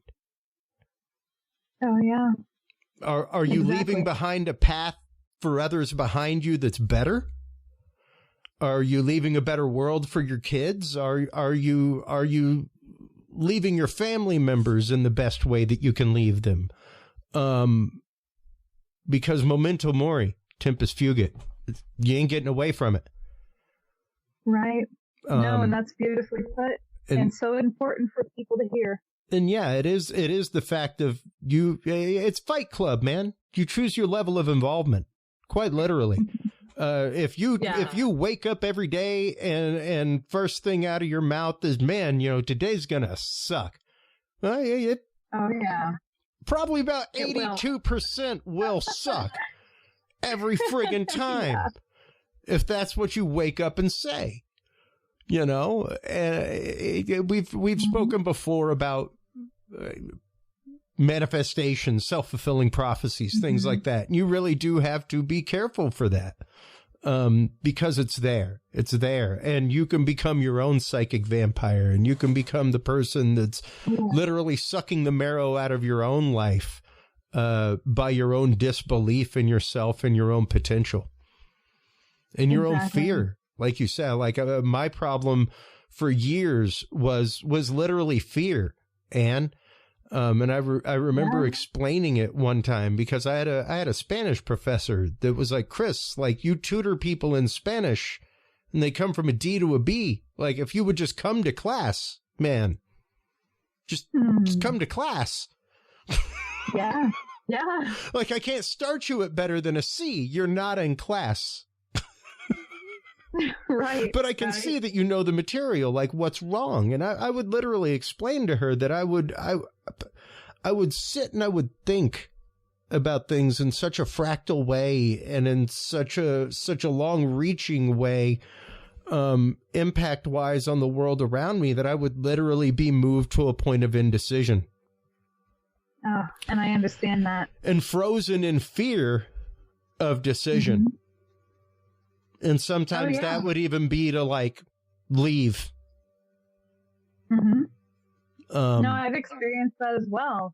You know, it's terrifying. Like in the very beginning, even with all of this, I remember how scared I was to appear on a podcast for the first time. It was a pre-recorded thing, and it was just audio. Yeah. But I remember I was just shaking. And then it got to the point of, oh, okay, now I'm actually going to appear on like these YouTube videos. It was terrifying. And, you know, to be honest, it's something that I still do struggle with. I've always struggled with public speaking. But when you're able to... Biggest fear out there, don't be ashamed. Well, And it's one of those things where when you can admit and you can say, this is my fear, Yep. it makes it easier to do it. And there's a quote as well that says, whatever you're afraid of, do that. Yeah. Yeah. And I've definitely been working on that. So I understand what you're saying. I set myself on fire. Literally. It's one of our commercial breaks. You see a guy on fire and a dude's in beer shirt. Oh. That's me. Like Wow. I Oh, that's amazing. I set myself on fire. And now it's one of those like, well, what am I going to do to top that? Like, yeah. so I'm looking at diving with sharks. Oh, wow. Yeah. I won't skydive. I won't skydive. Sorry. A lot of people are, go skydiving. And I'm like, if I'm going to do that, I'm going to go to like iFly. Sorry, man. I got no reason to jump out of a perfectly good airplane. I love flying way too much. Yeah, no, heights is another really big fear of mine for sure. And actually, when I was in search and rescue, I was up on a 5-story parking garage, and they were, practicing rappelling, getting people off of the ledge of cliffs, Yeah. So I wasn't somebody that wanted to rappel, but I was there that day, and I was like, all right, I'll be the patient. And so they strapped me down in the, That'd almost be worse. You have no control over the situation. Oh, let me tell you. So here it was so bad. They pushed me off the building, right? And let me tell you, some of the knots came loose. And that thing was straight up and down. The only thing that saved me was the knot that I tied on my belt. Yeah. All yeah, set. and that was All that set. was absolutely terrifying.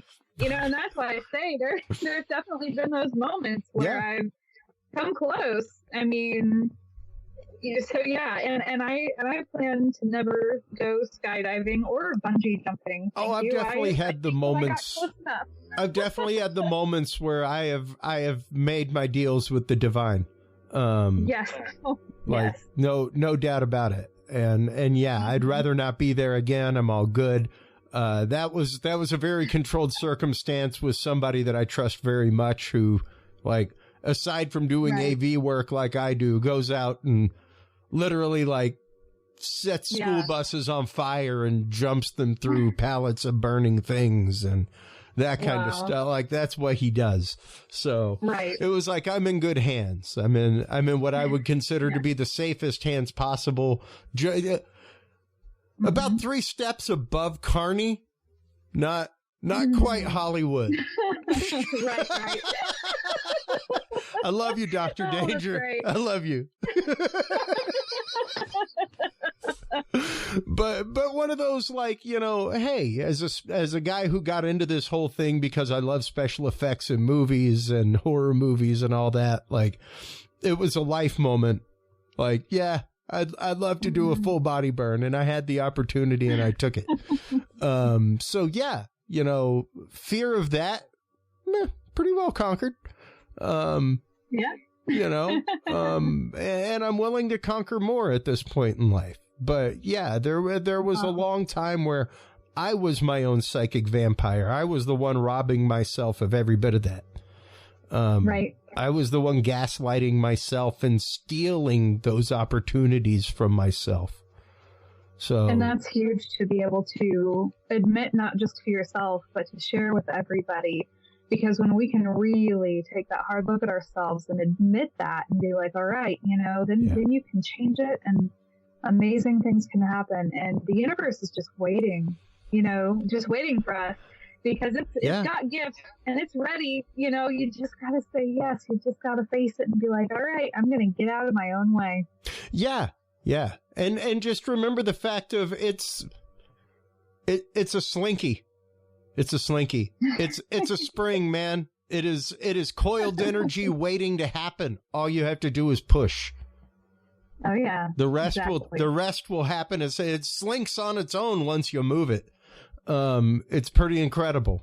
So you just have to be the one ready to move it. And yeah, And I want to thank you, as always, for coming on. We always have such great conversations and really dig into other facets and sides of topics.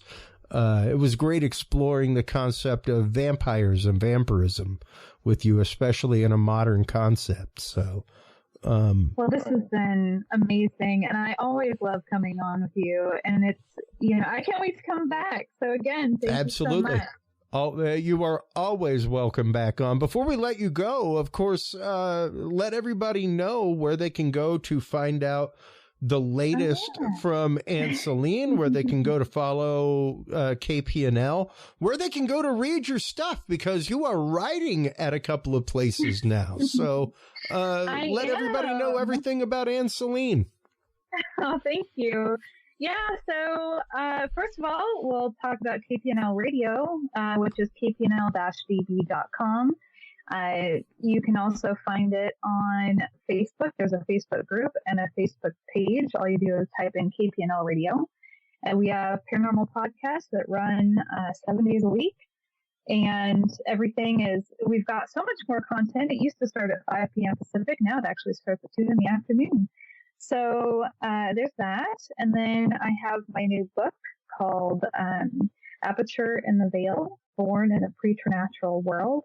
That you can find on Amazon. You can also find me on Facebook under Ann Selene. And if you want a signed copy of the book, I'm more than happy to do that for you as well. The podcast right now, The Caravan Library of Lore, you can find that on Facebook. There is a Facebook page and a Facebook group for that. And then it's just easy to Google it, just Caravan of Lore or Caravan Library of Lore. And all of our episodes are listed there. Then for my writing, I'm actually a contributing writer to Paranormality magazine. That's been a lot of fun. And then recently I have been brought on as well to U.S. Ghost Adventures, which I haven't gotten any of my articles there yet, but I'm in the process, and so it's been absolutely amazing. And then I actually have a speaking engagement coming up, so this is my first time announcing it. It is for a new online seminar for, it's called Ways We Witch. And everything hasn't quite dropped yet, but the dates are May 5th through 7th. They gave me permission to share about it. Awesome. And so I'm really excited to say that I'm going to be one of their speakers online there. And then there is a Dogman conference coming up, I believe in September. Yep. And I am going to be speaking there in person with Ron Murphy, which I'm super excited for that as well. So yeah, I've got all kinds of stuff going on. Well, I can't wait to see you in person here at the Dogman Conference. And of course, between now and then, you are always welcome back on the show. I love everything that you are doing over at KPNL. It is great to see networks like yours picking up independent podcasts, getting them out to larger distribution and larger audiences. So thank you for all that you do over there. We are, of course, carried on KPNL as well. So make sure to stop on by, see all the great shows that are available there. Do hold the line real quick while we close things out, Ann. While we are online checking everything out, of course, make sure to stop on by Curious Realm. CuriousRealm.com is the website. That is where you can find all of the episodes. That's where you can find us live every week. That's where you can find the Knowledge Vault full of declassified materials, as well as our Share Your Story link, where you, the experiencer, can give us your story and we can present it to our experts and authors and maybe help you dig a little bit deeper into your paranormal case. So thank you so much, as always, for tuning in, everybody. Thank you so much for keeping open minds, keeping open conversation. Take care of yourselves, take care of each other, and remember, stay curious. We'll talk to you soon. Bye-bye. Thank you for tuning into this episode of The Curious Realm. Stay tuned for more guests, forbidden topics, and hidden truths. Download the official Curious Realm app and view the Knowledge Vault on our website, curiousrealm.com. Follow us on social media by searching Curious Realm. Curious Realm is available on your favorite podcast services, as well as YouTube, Roku, Amazon Fire, and Apple TV through the APR TV app, available on all app markets. Curious Realm is a proud member of the HC Universal Network family of podcasts. For more great content or to become a sponsor of Curious Realm or other podcasts, visit hcuniversalnetwork.com today. Thanks for listening. Stay curious. And remember, the other side is always watching.